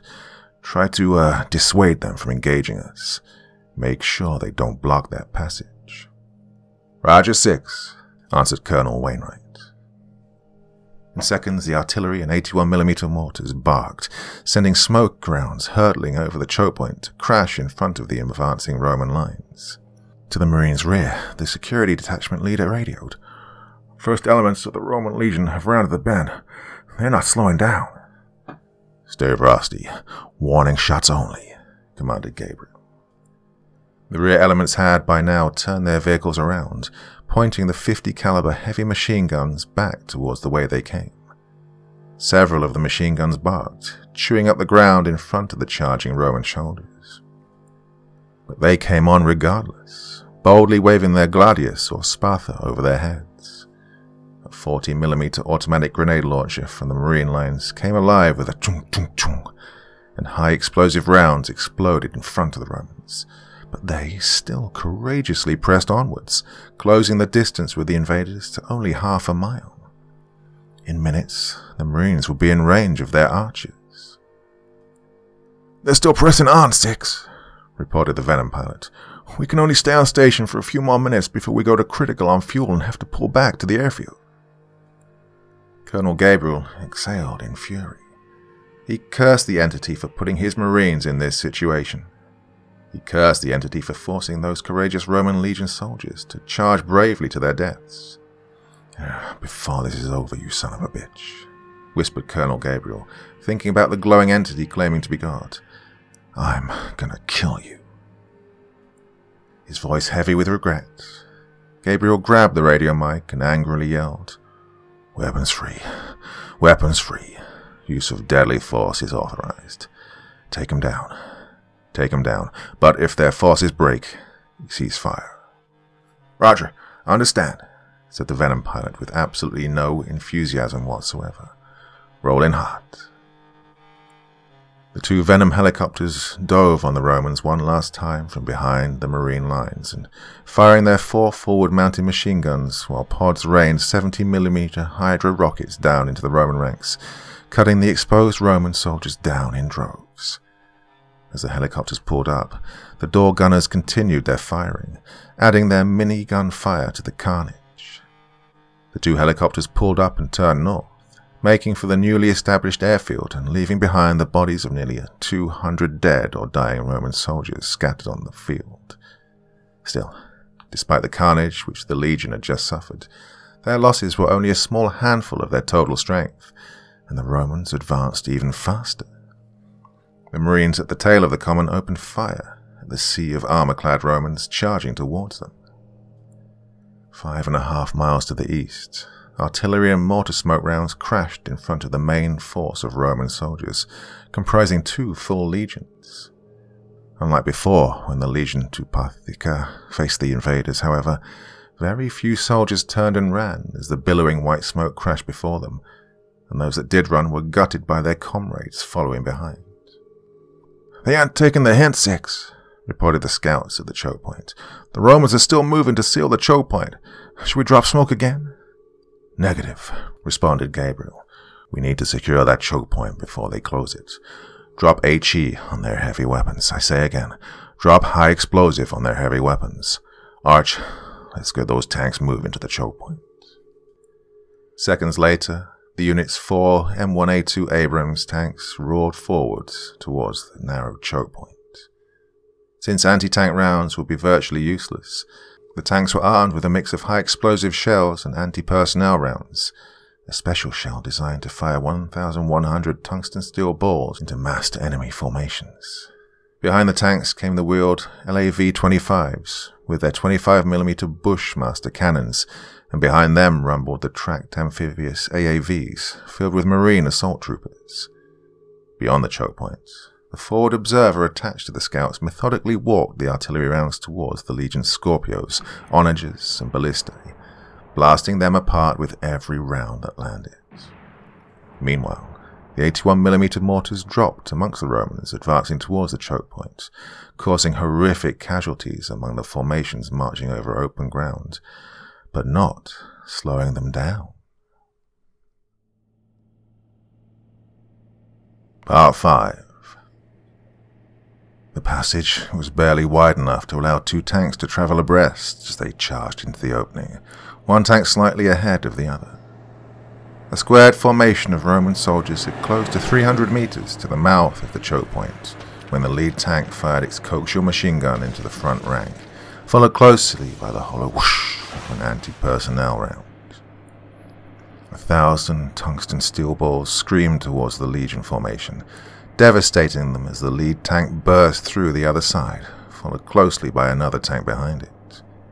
The second tank immediately swung its turret to the right, firing an anti-personnel round into the second formation of Roman soldiers at close range, vaporizing nearly 50 of them in an instant. The third tank emerged a second later, traversing its turret to the left and firing another anti-personnel round at the Roman formation closing from that direction. The fourth tank emerged from the gap, quickly joining the lead tank in firing round after round of anti-personnel shells into the masses of Roman soldiers who had advanced to close range. But instead of stopping to engage the legion, the tanks roared on, crushing dozens of Roman soldiers under their treads as they carried their momentum to the second Roman legion who had, as yet, not been engaged. 10 LAV 25s emerged from the gap shortly afterwards, their 25mm chain guns ripping ugly holes into the Roman ranks, still trying to valiantly reform after the punch which they'd taken from the tanks. And though the Roman legion far outnumbered the invaders and had managed to rain thousands of arrows and slings against their terrible fire-breathing dragon beasts, no weapons which the Romans possessed seemed to stop them. Even when one of the legion's few surviving ballista struck one of the invaders' dragons head-on, it continued forwards as if it had never felt the powerful blow and continued to spew forth fire and death. So terrible and ferocious was the initial assault that the valiant men of Tu Patica faltered and fell back as yet another type of demon emerged from the gap, these fearsome dragons opening up their rear ends and spewing out dozens of the giant green and brown-clad warrior invaders. And to add to the horror, 2 of the invaders' winged dragons had returned. The first Harrier pulled up after dropping its payload of CBU cluster bomb units on the Roman legion which was attacking the Marines from the rear, the bombs separating into hundreds of smaller bomblets which rained down over a wide area. The ground around the legion attacking the Marines' rear flank literally erupted and exploded as the Harrier howled deafeningly overhead, blowing the Romans apart as they faithfully but fruitlessly pressed forwards. But the attack of the first fearsome dragon had hardly ended when a second one appeared behind the first, continuing the reign of death that the first dragon had begun. The 16 Geminus Legion legate, Titus Lasius, had fallen along with the camp prefect in the fires of the first dragon attack. With the loss of their leadership, the second attack of the fearsome invaders' grey dragons caused the legion to lose its nerve as the broken bodies of almost 1,000 of their number littered the ground. For the second time, 16 Germina turned and fled in the face of the invaders, none of their number getting any closer than 100 meters to the Marine lines. As instructed, the Marines on rearguard stopped firing as soon as the Romans lost their nerve and ceased to a retreat. The Marines quickly mounted back aboard their vehicles and cautiously made for the choke point. With Marines now so close to the Roman lines on the far side of the choke point, Gabriel ordered a ceasefire of the artillery and mortars. The LAV 25s had widened the perimeter that the tanks had initially created, and the follow-on Marines and the AAVs had formed a skirmish line, forming a perimeter which allowed the remainder of the truck-borne ground combat element Marines to emerge from and to add their fires to the assault. Unable to breach the lines created by the invading warriors and their powerful black lances which spit forth fire and death, the 2 Parthica finally broke. To their credit, however, the 2 Italica, which had yet to be committed to the battle and had withstood the pounding of the Marine artillery, began advancing forwards on the Marines, their cavalry leading the charge. However, rising above the charging Roman horsemen hovered 4 Marine AH-1Z Vipers, their forward-mounted 20mm cannons firing. Colonel Gabriel stood in the middle of the smoking battlefield, looking around him with sadness at the carnage which the battle had wrought. His heart ached as he looked at the bodies of thousands of noble Roman soldiers littering an area of almost 1 square mile, many of the courageous warriors having fallen in disciplined formations. He felt sick to his stomach. There was no glory or honor in such a slaughter, and Colonel Gabriel's determination to bring low that goddamn thing calling itself God grew with every breath of air stained with the scent of blood and cordite that he took. The screams of hundreds of wounded and dying Roman soldiers filled the air, and though Gabriel's men were doing everything that they could to treat their grievous injuries, there were far too many wounded, more than his medical resources could treat. The fact that the Marines suffered no casualties outside of their typical scratches, bumps and bruises did little to quiet the screams in Gabriel's heart. Far too many of the Romans wounded. The only mercy which the Marines could offer was a quick round to the head to end their suffering. Before long, groups of Roman soldiers emerged from the surrounding tree line and began taking the field once again. They stood facing the Marines across the field of battle, first by the dozens, then hundreds. They stood still, with their shields stoically raised above their heads. None of them were armed. "Arch," whispered Colonel Gabriel to his ground combat commander. "What is that?" Lieutenant Colonel Wainwright stood next to his Humvee, also observing the odd spectacle. "It's the ancient Roman symbol of surrender, much like raising the white flag." Captain Tanya Tonelli and Major Alexander Easter also stood next to Colonel Gabriel. "I don't think they're surrendering, sir," said Captain Tonelli. "I believe they're healers and physicians. They're asking for permission to treat their wounded. They'd taken a solemn oath to treat their injured warriors and would rather die than to break that oath." Gabriel nodded, lowering his head in shame and admiration at the courage of these Roman physicians and healers, their loyalty to their wounded brethren mirrored by the loyalty of the Marine Corps itself. "Let's leave them to their task," he whispered. Aerial recon revealed that there were no more legions in the area, and 2 hours later the 13th MEU consolidated again and pushed on unmolested to Sibari. Except for radio communications by the scouts, radio traffic was at a minimum, each Marine in the MEU seemingly lost in thought of the battle.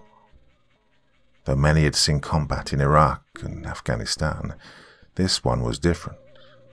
It felt wrong, as if the Roman legions weren't the real enemy.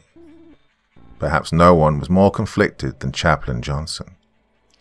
Though his heart was telling him that the glorious entity on the hills was God, his head was telling him it was not. Discovering the entity's true identity was the key to solving everything that was happening. Chaplain Johnson was a servant of God, yet the God on the hills seemed to view Johnson with contempt. It spoke almost in fear of the prophecy of the Kohav Bahir, though Johnson had never heard of such a prophecy. The word sounded familiar. That was the key. Kohav Bahir was the key. For his part, Colonel Gabriel realized that the Romans had made a terrible tactical error. Instead of using one legion as the hammer and 2 legions as the anvil, the Romans should have allowed his Marines to cross the choke point, using the 1 legion to close it off behind the Marines, making that the anvil, while the 2 legions were the hammer.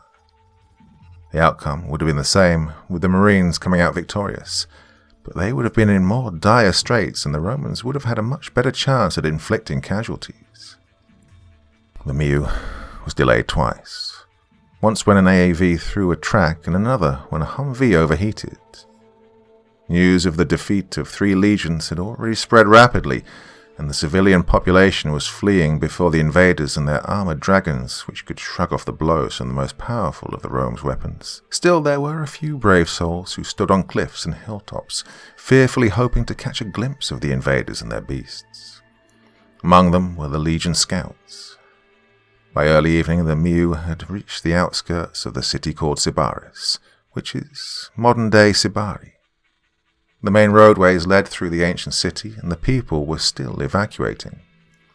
As the entity promised, there were several blivets of aviation and diesel fuel located in a wide rolling farming field to the west of the city, along with pallets of heavy and small arms ammunition, as well as A and B ration meals.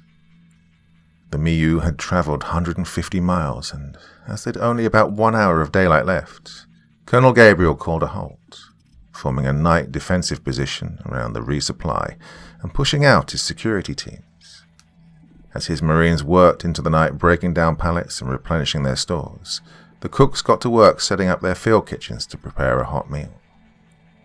Mechanics and crews were also busy getting their vehicles fully mission capable, working under spotlights hooked to portable generators while the mortar teams emplaced their tubes, readying them to fire illumination rounds throughout the night. At his Humvee, Chaplain Johnson and his chaplain's assistant held an impromptu service which was attended by an unusually large number of Marines. Colonel Gabriel called Colonel Lively at the forward airfield, informing him of the day's battle and of his intention to remain at their current positions for the next few days. Priority would be vehicle maintenance, consolidation of the airfield, and extensive reconnaissance for the push to Potenza 100 miles to the northwest. The ground would be more open, with the rivers Agri and Basento needing to be crossed. Finally, he told Lively to have the Mew's 4 attached CH-53 Super Stallions ready for launch in the morning, as they'd have to pick up the tents for the airfield and the much-needed aviation fuel that was here at Sibari. Emperor Tiberius read the report once again, about the 20th time since he and his entourage had abandoned their positions and begun the trip back to Rome. The reports from his scouts about the invaders' conduct of battle were as disheartening as they were intriguing. All totaled, the 3 Roman legions faced the invaders with 15,000 soldiers. However, though the invaders' numbers were woefully inferior to that of the legions, the almost godlike powers of the invaders had proven that the forces of the legion were woefully inadequate. Rome's forces were soundly defeated. Still, before the invaders unleashed their terrible beasts on his legions, they first gave them a demonstration of their weapons' awesome powers. Had his forces fled as they had on the beaches of Rhegium, Tiberius knew that the invaders wouldn't have pressed their attack against his legions. The invaders had been forced into battle just as Tiberius had planned. Given all of the information that had been reported by his most trusted scouts and field commanders, Emperor Tiberius was forced to come to a most shocking conclusion. His enemies, the invaders, had acted with the highest of honor, displaying not only great power but great restraint and mercy. Of his 15,000 soldiers, only 6,000 had been lost, either killed or wounded. Not only did the invaders choose not to destroy the entirety of his legions, the invaders had attempted to heal the Roman wounded, even allowing his Roman healers to tend to the injured unmolested. The invaders could have destroyed all 3 of his legions. They'd chosen not to do so, allowing them to retreat and regroup and treat their wounded. Emperor Tiberius was struggling with one thought that was haunting him ever since God had ordered him to destroy the invaders who threatened the Roman Empire. By all evidence, the invaders didn't want to wage war with Rome at all. The invaders had only attacked when the legions had forced them into aggression. The thought that God had instructed him to defend the empire against such a noble foe greatly disturbed the Roman emperor. Tiberius was also loath to admit that it was a mistake for him to have taken personal command of the 3 legions away from his more experienced commander, Imperial Legate Flavius Aetius, who was originally in overall command of 16 Gemina, 2 Parthica and 2 Italica. After the first battle with the invaders, Tiberius returned command of what remained of his decimated legions to Aetius, ordering him to consolidate their forces and form the defences around Neapolis as quickly as possible. The Mew had to deviate from their course by 20 kilometers to find a narrow enough crossing to ford the river Agri. The scouts had discovered a stout and well-constructed stone bridge which could support the weight of most of the marine vehicles. The AAVs forded the river as the wheeled vehicles crossed over the bridge. Colonel Gabriel did not trust the bridge to hold the weight of his tanks. The M1A2 tanks could ford to a depth of 6 feet, so Gabriel sent his scouts to find a spot shallow enough for the crossing of the Agri. 2 hours later, his scouts reported that they'd found a shallow enough crossing about 5 feet deep and 100 meters wide, but somewhere in the middle of the ford the depth dropped to 8 feet. It was decided to have the tanks cross the ford until it dropped, then deploy the AVLB track to launch the bridge to cover the gap. Except for the tanks, the rest of the Mew had crossed the Agri River. Gabriel stood on the far bank, watching with binoculars the crossing operation of his tanks. His ground combat commander, Colonel Wainwright, by his side. The AVLB had successfully launched and had bridged the gap, though the bridge was 5 feet underwater. Each tank was to cross individually, with guides stationed on each bank. Collapsible markers marked the center of the scissor bridge, and the tank commander of the first tank stood on the front hull of the Abrams, looking down and acting as a second pair of eyes for the nervous driver who was slowly driving into the flowing waters. Agonizingly slowly, the first tank reached the spot where the armored launch bridge had been positioned and tentatively began the crossing, the waters of the Agri splashing over the front hull and into the driver's compartment. Still, the tank continued forwards and succeeded in making it across the bridge. Minutes later, to the relief of the tank crew, the soaking wet Abrams tank emerged on the opposite bank of the Agri River just as the second tank entered the water behind it. It was when the third tank entered the water, when the pilot of a circling Viper helicopter warned, 6, We got company. Roman catapults and cavalry approaching from your south, about 2 clicks out. Gabriel raised his binoculars, seeing the low hill which they crossed that hid the Romans from his line of sight. I don't have eyes on target. How many cavalry? How many catapults? We're looking at a few hundred cavalry and about 10 catapults, reported the Viper pilot. Roger, said Gabriel into the radio. Break. Archer 4. Colonel Gabriel radioed the last remaining tank still on the far side of the river. Get back up the hill and engage the Roman catapults, said Gabriel. I say again, just target the catapults. Roger, came the response. We're moving. Archer 4 spun around and the tank raced back the way they'd come, easily climbing up the gentle slope of the hill. Gabriel turned to his combat commander. Arch. Mortars? Asked Colonel Wainwright. Yes, said Gabriel. On the way, said Wainwright.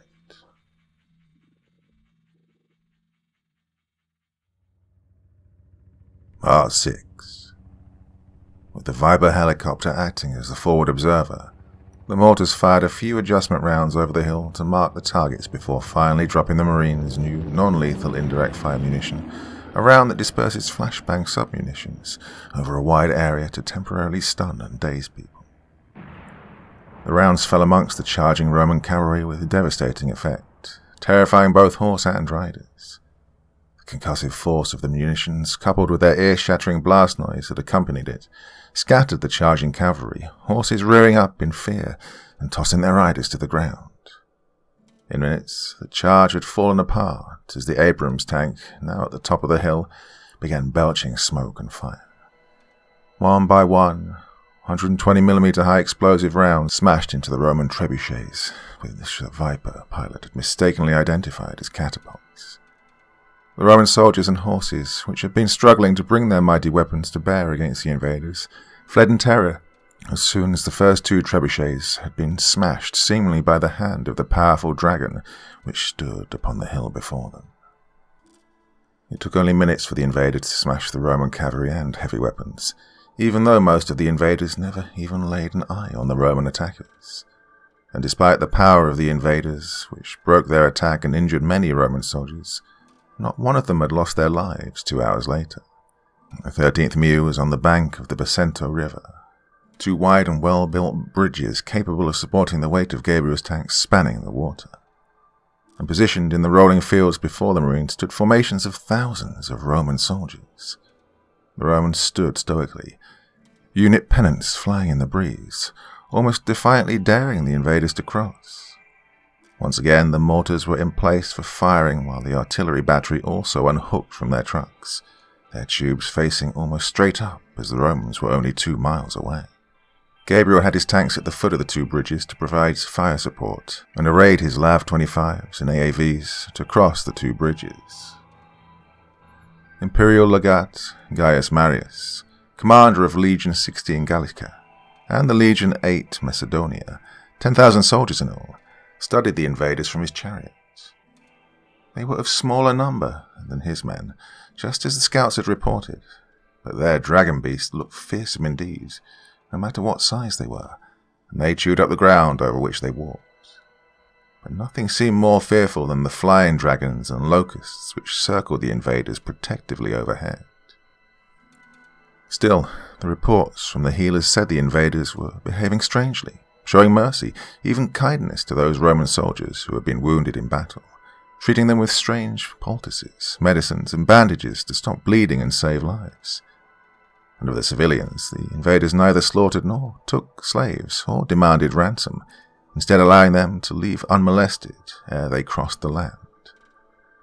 The invaders made displays of power to the legions which opposed them, as if in warning that they did not wish to fight, but would defend themselves if attacked.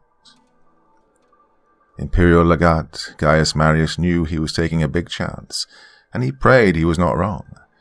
He knew that his decision was a fatal one for him, but he was a dead man anyway, after he'd made up his mind. It was the lives of his men which concerned him. From the bridges the dragons roared and rumbled across, moving faster than Marius could ever have imagined. Behind them, the invaders called upon their thunder weapons as the great grey flying dragons and locusts dived upon his formations. Meanwhile, the ground 200 meters in front of his forward formations erupted with noise and explosions, as if an army of volcanoes were being formed right in front of the legions. Many of his men faltered at the power of the gods. "Stand your ground," yelled Marius. "Stand your ground. Show these invaders that neither smoke nor noise nor even dragon will shake the hearts of the men of Rome. Hi-yah!" Marius raised his spear above his head, shaking it in defiance. His legions did the same, and a loud roaring like that of a lion raged back at the Marines. "Let these invaders know that they shall not cross this land without our permission." Once again the legions roared in defiance. Two of the invaders' giant flying locusts hovered in front of the legion commander, but Marius stood unmoving, staring defiantly back. Filled with both fear and defiance, Marius pointed his spear at them, yelling, "Go back, locusts! You shall find no fear in these hearts." And then the locusts turned and flew back to where the invaders were positioned across the river. The dragons were still approaching, but they'd slowed once they'd crossed the river over the bridge. An imperial legate, Gaius Marius, called to his trumpeters and signals captains. "Signal the legion commanders," he ordered. "Tell them to retire their men from the field." The ringing sound of trumpets signaling the legions to withdraw blared across the field, and in very disciplined order, the formations of Roman soldiers marched to the left and to the right of the field, creating a wide path through which the invaders could pass into the valley beyond. "Imperial legate Gaius Marius," said Marius' shocked second-in-command, Bidinus Pedophilus. "What are you doing? This is not what we planned." Marius turned to look at Pedophilus, waving his hand in a sweeping motion towards the low hills surrounding what was to be the battlefield. "Hold your tongue, Tribune Bidinus Pedophilus. Look around you at the hills," commanded Marius. Tribune Pedophilus, a politician and not a warrior, did as he was told, seeing that thousands of civilians, mostly women, children, and the elderly, had assembled on the hills. They were looking down at the legions, looks of worry and despair on many of their faces. "The men of the legions come from this area," said Marius. "Those people shall not see their husbands, fathers, and sons die on the field today." "This decision will mean your life, Marius," said Pedophilus. "This is treason." Marius looked across the field. The invaders' dragons had stopped, just as he had expected. From behind the large dragons, a smaller sand-coloured dragon crossed the bridge and approached his chariot. "So be it then. My life is a small price to pay for the lives of my legions." Imperial legate Gaius Marius stood confidently upon his chariot as its driver held the horse to a slow gallop towards the invaders. Marius was flanked to his left by a chariot where rode his tribune, the legion's second-in-command, and a chariot to the right ridden by his camp prefect, the legion's third-in-command. Though outwardly Legate Marius displayed an air of regal confidence, inside of him his rapidly beating heart hinted at a tinge of self-doubt. What if he was wrong about the invaders? What if they were barbaric animals after all, and this was a trick to cut the head from the snake? The dragon beast separated from its brethren and rumbled slowly towards the Roman commanders. It was smaller than the others, and its colour was like that of sand. It matched the pace of Marius' chariots and stopped in the middle of the field. As Legate Marius' chariot slowly closed the gap, the dragon opened 4 of its mouths, and from it stepped 4 of the invaders, each clothed in their fearsome green and brown clothing, just as the reports had described, but none carrying the dreadful black lances that spit fire and death. Marius' eyes narrowed as he realized that the dragon wasn't a dragon at all, but rather a strange mechanism which the invaders relied on for their transportation. And the invaders, while taller than most Romans, were not giants, but humans. Marius studied the 4 invaders, who had emerged from their strange contraption, which needed no horses to power it, as they walked slowly towards him. He ordered his chariots to halt, and he stepped down. flanked by his tribune and camp prefect. Marius strode towards the 4 invaders. 3 of them were men and 1 a woman. What is this? The invaders count women among their number of warriors. The sight stunned Marius, but he did his best not to show it.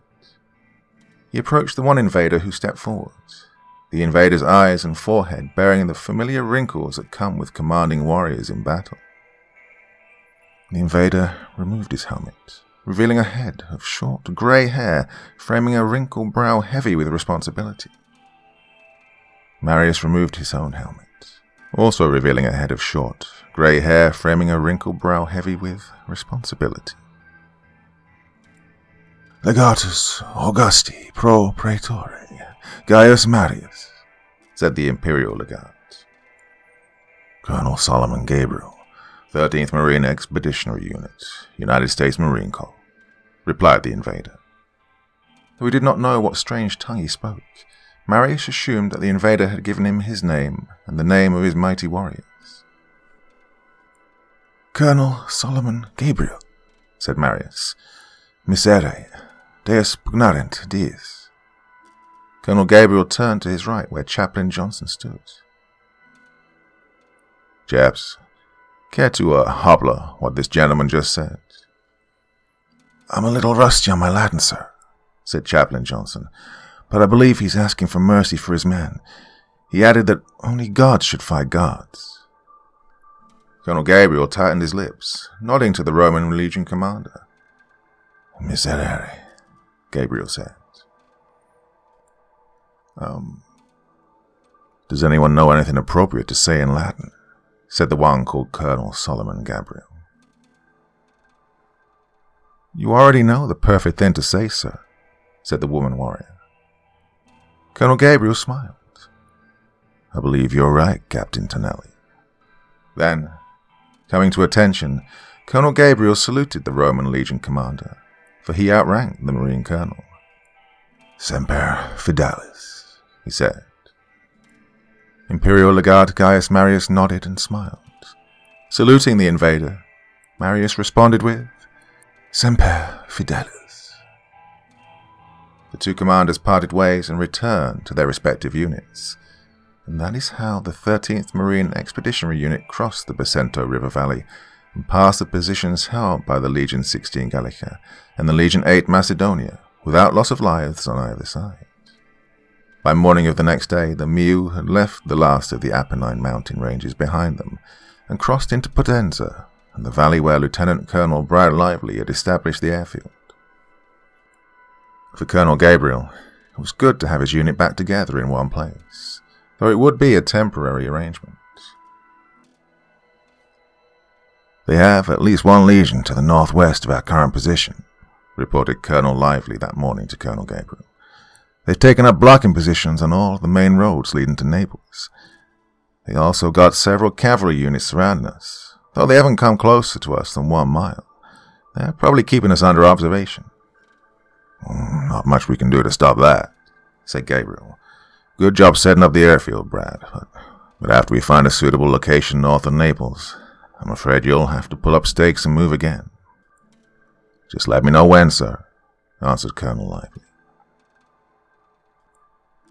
Marius has failed us, my liege, said Senator Furius Camillus, handing Emperor Tiberius the scroll brought by the rider. Tiberius threw the scroll away in rage. He retired from the field without engaging the invaders, yelled Tiberius. If word of this treason reaches the other legions, they may also follow suit. Has Marius been dealt with? Yes, my liege, said Camillus. He's been placed under arrest, and the tribune Bidinus Pedophilus now leads the 2 legions. Rid me of that fondling fool, said Tiberius. Pedophilus is no leader of warriors. Have the commander of Legion 16 Gallica take command of both legions. Have them pursue the invaders, and if the invaders mean to take Neapolis, then 16 Gallica and 8 Macedonia will strike them from the east. Yes, my liege, said Camillus.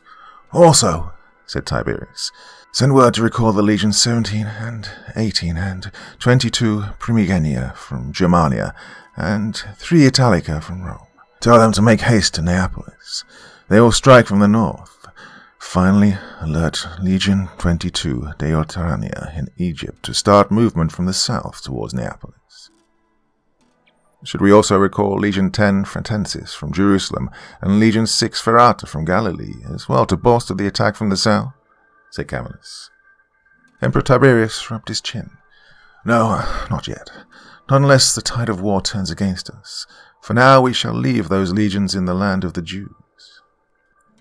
The next couple of days, Colonel Gabriel sent his scouts out again, this time to recon a site at what is now modern-day Benevento, 50 miles northwest of the 13th MU's current location, which they could use to establish a forward firing base that could cover the approaches to Naples to the west and Salerno to the south.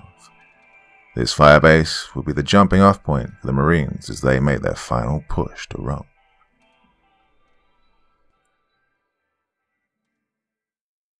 Part 7. After 2 days, the scouts had located several positions to the west, which may have been tactically feasible as a firebase. Instead of ordering his XO to establish the firebase, Colonel Gabriel went out himself aboard an Osprey with a security squad of Marines to recon the potential sites. By the end of the 3rd day, the last of the 5 sites which Gabriel surveyed turned out to be the best. It was located atop a relatively flat but rocky ridgeline south of Benevento, where 3 major roads intersected with Naples to the west and Salerno to the south. His plan was to have his engineers use their dump trucks and bulldozers to build the road which would lead from the road up to the firebase. Meanwhile, he would airlift 3 of his 6 howitzers, along with 4 of his 8 81mm mortars, and a company of infantry for security, to the top of the ridge where they would keep overwatch of the roads, as well as the engineers who would be constructing the road to the firebase. On the morning of the 4th day since their last encounter with the Roman legions, the Marine Security Company and the mortars had been airlifted to the site of the new firebase and were given instructions to prepare the site for the arrival of the 3 howitzers. Meanwhile, the ground element of engineers, scouts, and the security element of LAV-25s and armoured Humvees departed the airfield for the new firebase over 50 miles away. Late in the morning, the Marine convoy was stopped as it travelled down a narrow road through a rocky hillside. In front of the lead scout vehicle lay a Roman soldier, his neck broken when the horse he was riding on threw him. The Roman soldier had been pushing his horse hard as they charged down the roadway. As they turned the corner of the hillside, they came face to face with one of the invaders' small dragons. The horse had reared up in fear, tossing its rider, then sprinting up the embankment, disappearing into the field on the other side. The scout marine slammed on the brakes of his armoured Humvee as soon as the rider rounded the corner. He stood over the body of the dead Roman soldier, who looked to only be in his mid-teens. "I'm sorry, I'm so sorry," said the young Marine, a private first class by the name of Hendrik. He knelt over the young Roman soldier's body. "Oh, he came around the corner so fast, I didn't see him in time." "Nothing you could have done about it, Hendrik," said his squad leader, a sergeant by the name of Ellis, who was standing next to PFC Hendrik. "The way he was pushing his horse, he was probably a messenger. Look, he has a leather messenger pouch over his shoulders. Hendrik, he didn't do anything wrong. He just came around the corner and..." An arrow penetrated Sergeant Ellis's throat just above the neckline of his body armor. The Marine Scout team leader jerked up and fell backwards onto the rocky ground. "Sergeant Ellis!" screamed PFC Hendrik, just as 2 arrows hit him, one bouncing off his frontal body armor and one penetrating his left arm. Hendrik grabbed his left arm, yelling in pain as a second arrow hit him square in the face. PFC Hendrik fell backwards, his body lying motionless next to that of his squad leader. In the fields to the right of the Marines, and the hills in front of them, hundreds of Rome's finest archers emerged, having camouflaged themselves by hiding patiently under sheets dyed green and brown. They stood up and rained arrow after arrow upon the invaders and their fearsome dragon beasts. Marine gunners on the vehicles spun their turrets and immediately returned fire with machine gun, 40mm grenade, 25mm chain gun, and small arms fire, swallowing the Roman archers in a cacophony of deadly explosive firepower. The Viper and Venom hunter-killer helicopters, which had been circling overhead, dived towards the Roman ambush, the Viper vengefully firing its entire payload of rockets into the Roman archers facing the Marine convoy, while the Venom rained the field next to the Marines in machine gun fire. Only moments later, after the Romans had initiated their ambush, it was over. The positions in which they had been hiding, now shrouded in smoke and fire, and littered with the dead and dying bodies of the courageous Roman archers, who knew that, by the time Apollo had ended his trek across the sky, they would indeed be dining with Hades tonight. Medical evacuation helicopters arrived to take the 6 Marines who had been wounded by the Roman arrows that had found the gaps in the Marine body armor. Fortunately, though their wounds were painful, they were not life-threatening. With the bodies of PFC Hedrick and Sergeant Ellis, the wounded Marines were airlifted to the aid station back at the airfield, along with the scroll which the Roman scout had been carrying. Soon the Marines were on the move again, the radio silent as they mourned the deaths of 2 of their courageous scouts. Lieutenant Gabriel sat alone at his desk in the top, blaming himself for the loss of his 2 recon Marines. Of his entire MEU, he had pushed his scouts the most. What could he tell to Sergeant Ellis and Private Hedrick's family? How could he tell them that their Marines died in the service of a country that hasn't been founded for nearly 2,000 years? And though he was proud that his Marines did everything that they could to treat the wounded Roman archers who had ambushed the convoy, Gabriel's rage against the entity that had brought them here was growing with every second they were trapped in the past. "Sir," said Captain Tonelli as she and Chaplain Johnson entered the top. "I have it here." "Well, that was fast," said Gabriel. "Well, between me, Chaplain Johnson, and the 3 privates who we found that are taking college classes in ancient languages and cultures, we were able to translate the scroll that was recovered from the dead Roman scout." Chaplain Johnson set a canteen of fresh brewed coffee in front of Colonel Gabriel. "You really should have something to eat, sir," said Chaplain Johnson. "I haven't seen you eat in days." "Later, chaps," said Gabriel. "Okay, Tanya, spill it. What you got?" "They're movement orders," said Captain Tonelli. "They're signed by Emperor Tiberius himself." Should be worth a fortune on eBay," said Gabriel with no humor in his voice, as he took the scroll from Captain Tonelli. "Go on, Captain." "Yes, sir," answered Captain Tonelli. "What we believe the scroll says is that Emperor Tiberius has recalled 3 Roman legions from Germany and 1 from northern Italy.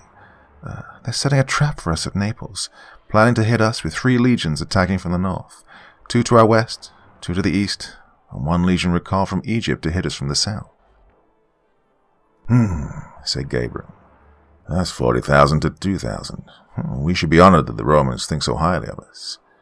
I take it the 2 legions attacking from the west are the 2 legions that let us pass at the Picento River. Does the scroll say anything about what happened to their commander Marius?" "Only that he's been arrested, sir," replied Chaplain Johnson. "The last part of the message says that the Roman legions garrisoned in the Holy Lands will remain in place pending the results of the coming battle." "I see," said Gabriel. "Well, I'm assuming that multiple messages have been sent out to the separate legions, so one of them isn't going to get it. Still..." Gabriel paused, looking at the map. "Let's get the command and staff here." "Okay, here's what we got," started Gabriel as his command and staff officers had arrived in the talk. "Tiberius is planning to commit at least 8 legions against us in the open plains east of Naples. It's a good plan tactically to engage us in force far from Rome. The entity wanted us to destroy the legions of Rome within 40 days. I told it that we stand at the gates of Rome until the 40 days is up. It was my intent to avoid combat as much as possible, but it appears that Emperor Tiberius is forcing our hand again." "Do you think that Tiberius is working with the entity?" asked CSM Tunstall.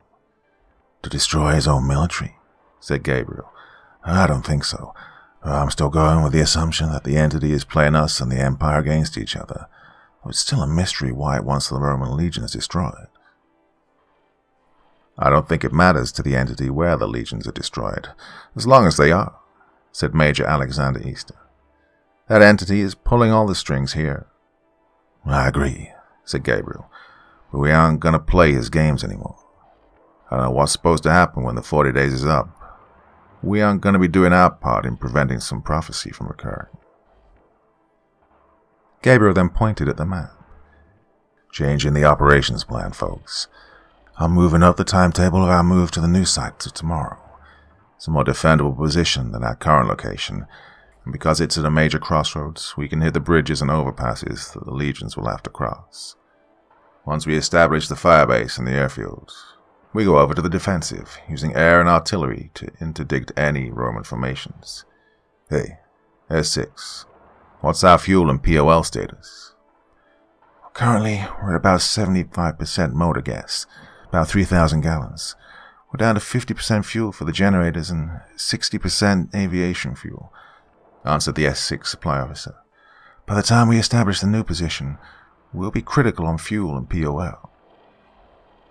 Colonel Gabriel nodded. "I understand. What about Class 1 supplies?" "Currently, we have a week to 10 days of MREs and rations, but only about a week of potable water," answered the supply officer. "The water purification unit is operational, however, so if there's a water source at the new site, we should be good." "Colonel Gabriel," said Colonel Arch Wainwright, "we're going to need a resupply once we get there. That means we'll have to trust the entity to make good on his promises." "I know, Arch," conceded Gabriel, "but I'm betting that the entity needs us more than we need it." The Marines worked through the night breaking down the airfield, loading supplies and equipment onto vehicles, and breaking down tents in preparation for the morning's movement to the new location. At first light, the first chalks of helicopter flights airlifted the 1st Marine Infantry Company to the new forward operating base, along with the remainder of the 155mm howitzers and their crews. Upon arrival at the new firebase, the Marine Infantry Company secured the designated landing zones, and those aircraft not directly involved with convoy security flew to the new site. Meanwhile, the remaining Marines rolled out of the airfield, headed for the new forward operating base over 50 miles away. The convoy road march to the new site went unmolested by the Romans, the only delays coming from vehicle breakdowns which had to be towed, and by late afternoon, the Marines' move to the new location had been completed.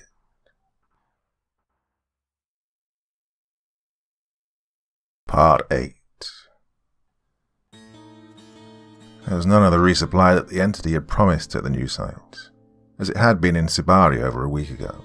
Still, Colonel Gabriel couldn't allow that from stopping him from establishing the now consolidated operating base, though they would have to ration the use of Morgas, and especially GP8 aviation fuel, which they were down to less than 35%. To limit the movement of the legions, Gabriel and his Harriers and engineers blew all of the bridges to the southern and eastern approaches within a 5-mile perimeter of the base, leaving only the 3 larger bridge crossings to the northwest of his position leading to Naples. It took 2 days for his engineers to create and improve the hard-packed road which led up a gentle 300-meter slope to the main firebase located on a commanding position 50 meters on the top of the ridge. At the base of the ridge, where the engineers had constructed the road, Gabriel had designated it as the airfield, where his air assets would be launching. 2 streams ran parallel to each other on the base's southeastern perimeter, where the water purification Marines busily began restocking the Mew's 500-gallon water containers.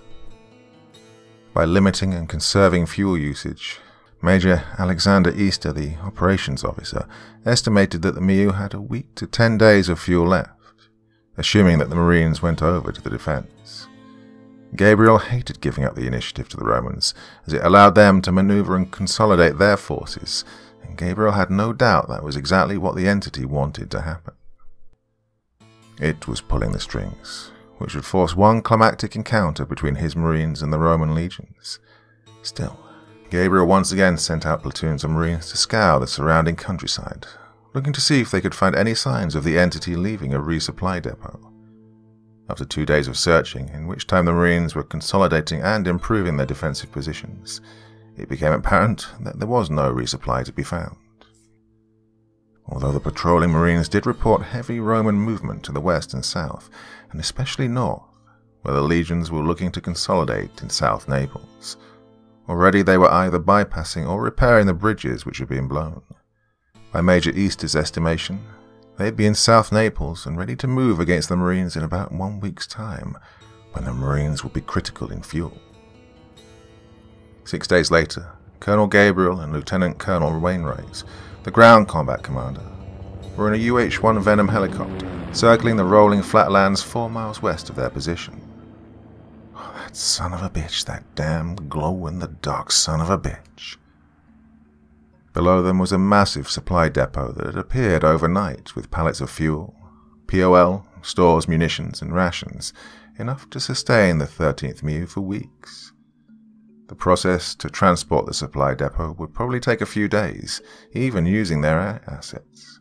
The problem was, the entity had left the supply depot behind the lines of 6 full Roman legions, a force of over 30,000 soldiers. If the Marines wanted it, they'd have to come and take it from the Romans. "Arch," said Gabriel, "what do you think? Can you secure it?" "Maybe," said Colonel Wainwright, "but it'll take every Marine we can spare that can carry a weapon. Oh, we'll need to be quick. We need to be violent. We'll need to use every weapon at our disposal. And, sir, we cannot afford to show mercy. There'll be lots of casualties on both sides." Gabriel nodded, silently watching as the supplies which his Marines sorely needed rotated below his orbiting helicopter. "Sir," said Wainwright, "I don't like it that the entity is calling the shots, bending and twisting circumstances to fit his needs. First chance we get, I want permission to engage and kill it." "Permission denied," said Gabriel. "If that opportunity arises, I reserve the honor of ventilating that reject from ancient Bigay creepypasta myself." The last of all the available aviation fuel was fed into the Harrier jump jets and the Viper and Venom helicopters, which would be participating in the assault. What was left over was put into the Ospreys and Sea Stallions, their rear ramps dropped to allow a 50 cal machine gunner to fire out of the back. Their mission was to hit all of the Roman heavy siege weapons, which had been lined in 3 rows, each row a half-mile long and facing the charging Marines. As usual, the M1A2 Abrams tanks would lead the assault, followed by the LAV-25s and the AAVs. These would be followed closely by armored Humvees mounting miniguns or heavy machine guns, and these, in turn, were followed by 7-ton trucks loaded with 2 companies of infantry who would secure the supply depot. Meanwhile, the full complement of the Marines' artillery and mortars would hit the Roman lines to clear a path to the supplies. No warning shots this time. The indirect fire Marines set the fuses of their high-explosive rounds to air burst, which would cause them to explode over the heads of the Romans, inflicting the widest casualties over the widest area. Meanwhile, the tanks and LAV-25s were to hit the front lines of the Roman legions with everything that they had, including the dreaded anti-personnel rounds, punching holes into their ranks as quickly and violently as possible. Gabriel hoped that a quick, massive display of overwhelming firepower would shatter the legion's will to resist and cause them to flee. Though this would regretfully cause a massive amount of casualties to the Romans, their casualties would be far lighter than if the battle were allowed to be reduced to a protracted battle of attrition. Normally, for a battle this size, Gabriel would be in the air in his own command and control helicopter. Instead, he chose an elevated spot on the ground to observe the battle, allowing that fuel to put another gunship in the air. The 3 bridges spanning the Benevento River, each stout enough to hold the weight of his tanks, was 1 mile down the ridge to his southwest. The Roman legions were arrayed in the fields to the west of the bridges, only 3 miles away. The entire battlefield could be observed from Gabriel's vantage point. Chaplain Johnson and his chaplain's assistant sat in their Humvee, having no part to play in the coming battle. Something was eating at the chaplain. Though everything about the Marines being transported to biblical times felt wrong, there was something particularly troubling about this day, and especially this climactic battle. Johnson rubbed his forehead. He was tired. He hadn't had any sleep and had been living on coffee for the past few days. "Coav Bahir, Coav Bahir," said Chaplain Johnson. "What is that? It's not Latin. It's not modern-day Italian. Almost sounds like Hebrew." If only he'd studied up more on his ancient Hebrew. "You're right, sir," said Lance Corporal Recupero, Johnson's chaplain assistant. "It does sound Hebrew. Sort of like when we were at Bright Star." Chaplain Johnson thought back, remembering how he'd taken a long, dreamed-of trip to Jerusalem last year after the 13th MEU participated in an annual joint training exercise with the Egyptian military named Operation Bright Star. "Bright Star! That's it!" Chaplain Johnson jumped with excitement at recalling. The Israeli soldiers, who'd been our tour guides, called Operation Bright Star Kohav Bahir. Chaplain Johnson's mind was racing. Okay, so it's the prophecy of the Bright Star. The Bright Star was the Star of Bethlehem, which signaled the birth of the Christ child who is Jesus, who was destined to walk with man and be crucified by the Romans. Then, after 3 days, he would rise in fulfillment of the scriptures. That's it. The entity is trying to stop the crucifixion of Jesus by removing Rome from the Holy Lands. The Roman garrison in Jerusalem leaves to defend Rome against the Marines and therefore does not order and carry out the crucifixion of the Christ. The Christ is not crucified as is written in the books of the New Testament, and therefore does not rise again in 3 days, thus nullifying the prophecy of the Kohav Bahir, the bright star which led the 3 wise men to the birthplace of the Christ.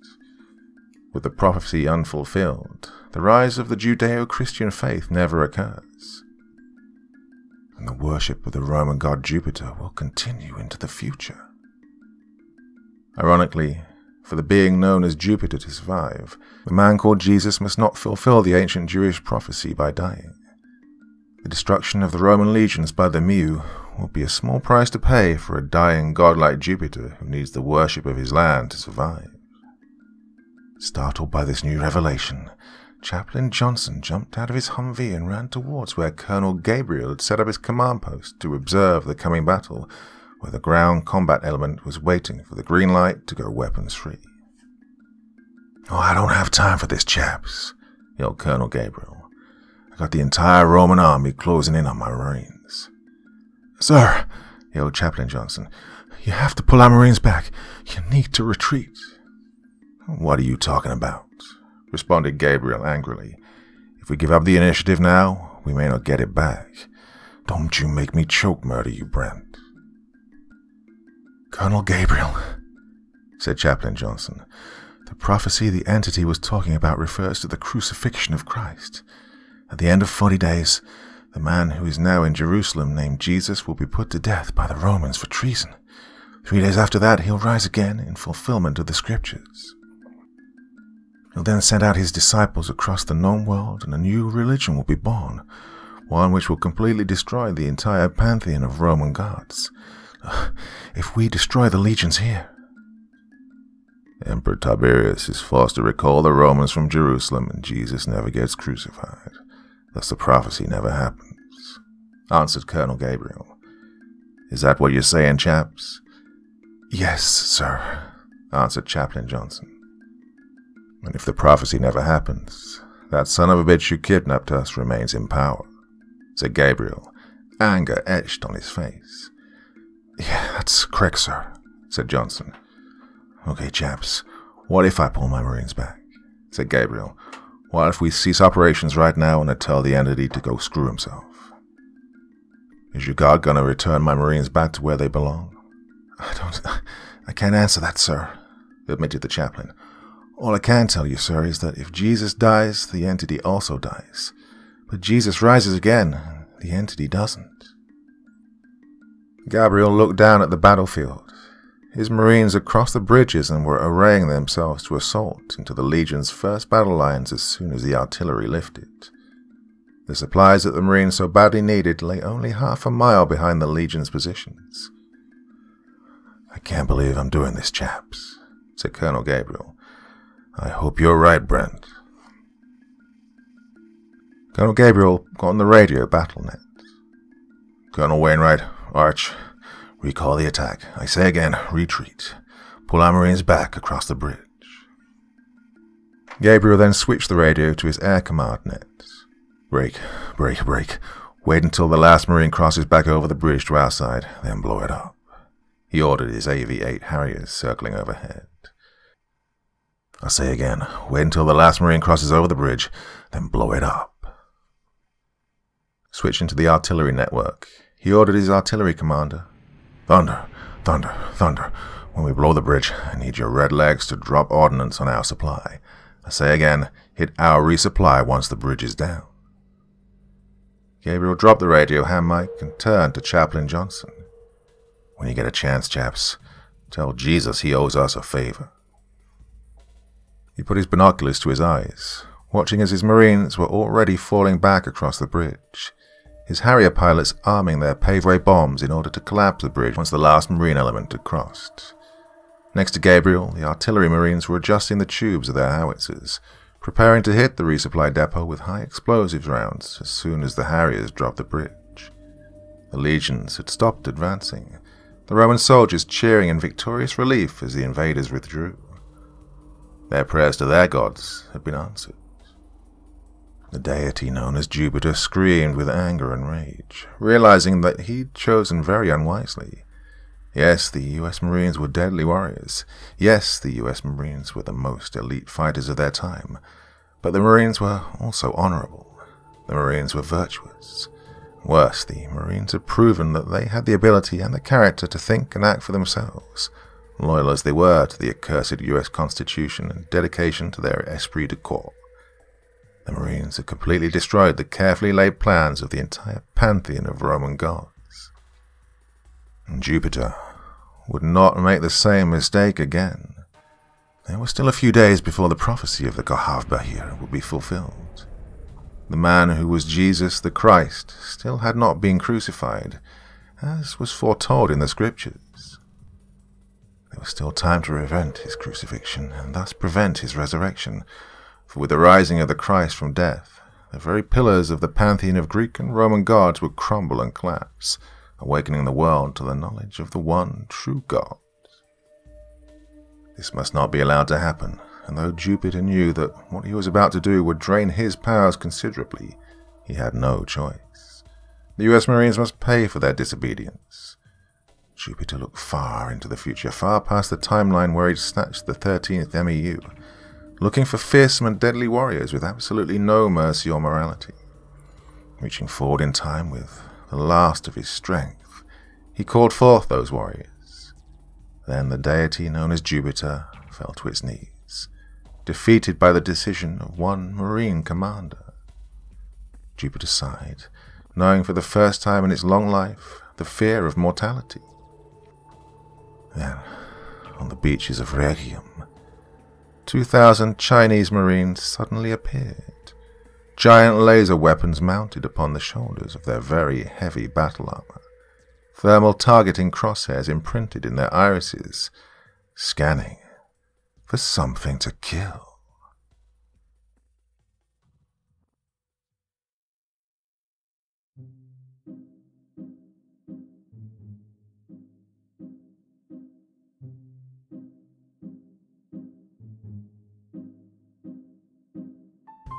Oh my God, how good was that? That was insane. Can you believe what you heard just there? What an incredible story. Didn't see the end coming, I must admit. Or is it the end? Looks like it's set up for a whole new adventure against these Chinese Marines, doesn't it? Well, I hope you enjoyed that one. I started recording it yesterday, then my voice went a bit, so I wasn't able to finish it until today. Well, more on the way, it would seem. Oh, I loved that one. Brilliant, brilliant, brilliant. And of course, Marines vs. Outer Space Aliens Part 2 is coming up as well. That's a really, really long one. That's going to be about 3.5 hours, I think. So, not quite ready to tackle it yet, but it is coming. I know you really enjoyed the first part. So, there we go. Back again very, very soon. But, till the next time, very, very sweet dreams, and bye-bye.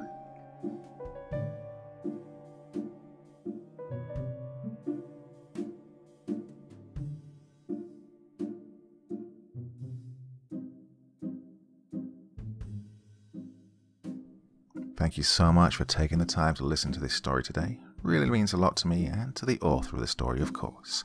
Well, if you want to know more about me, I'm pretty much everywhere on social media. You can find me on Facebook, Twitter, Instagram. You can download my music on SoundCloud. I've got a Patreon if you feel like throwing me $1 or $2. Very much appreciated. And of course, on Reddit, I have a place where you can leave stories if you want me to read one that you've written. Well, hoping to see you all again very soon. Till then, sweet dreams. Bye-bye.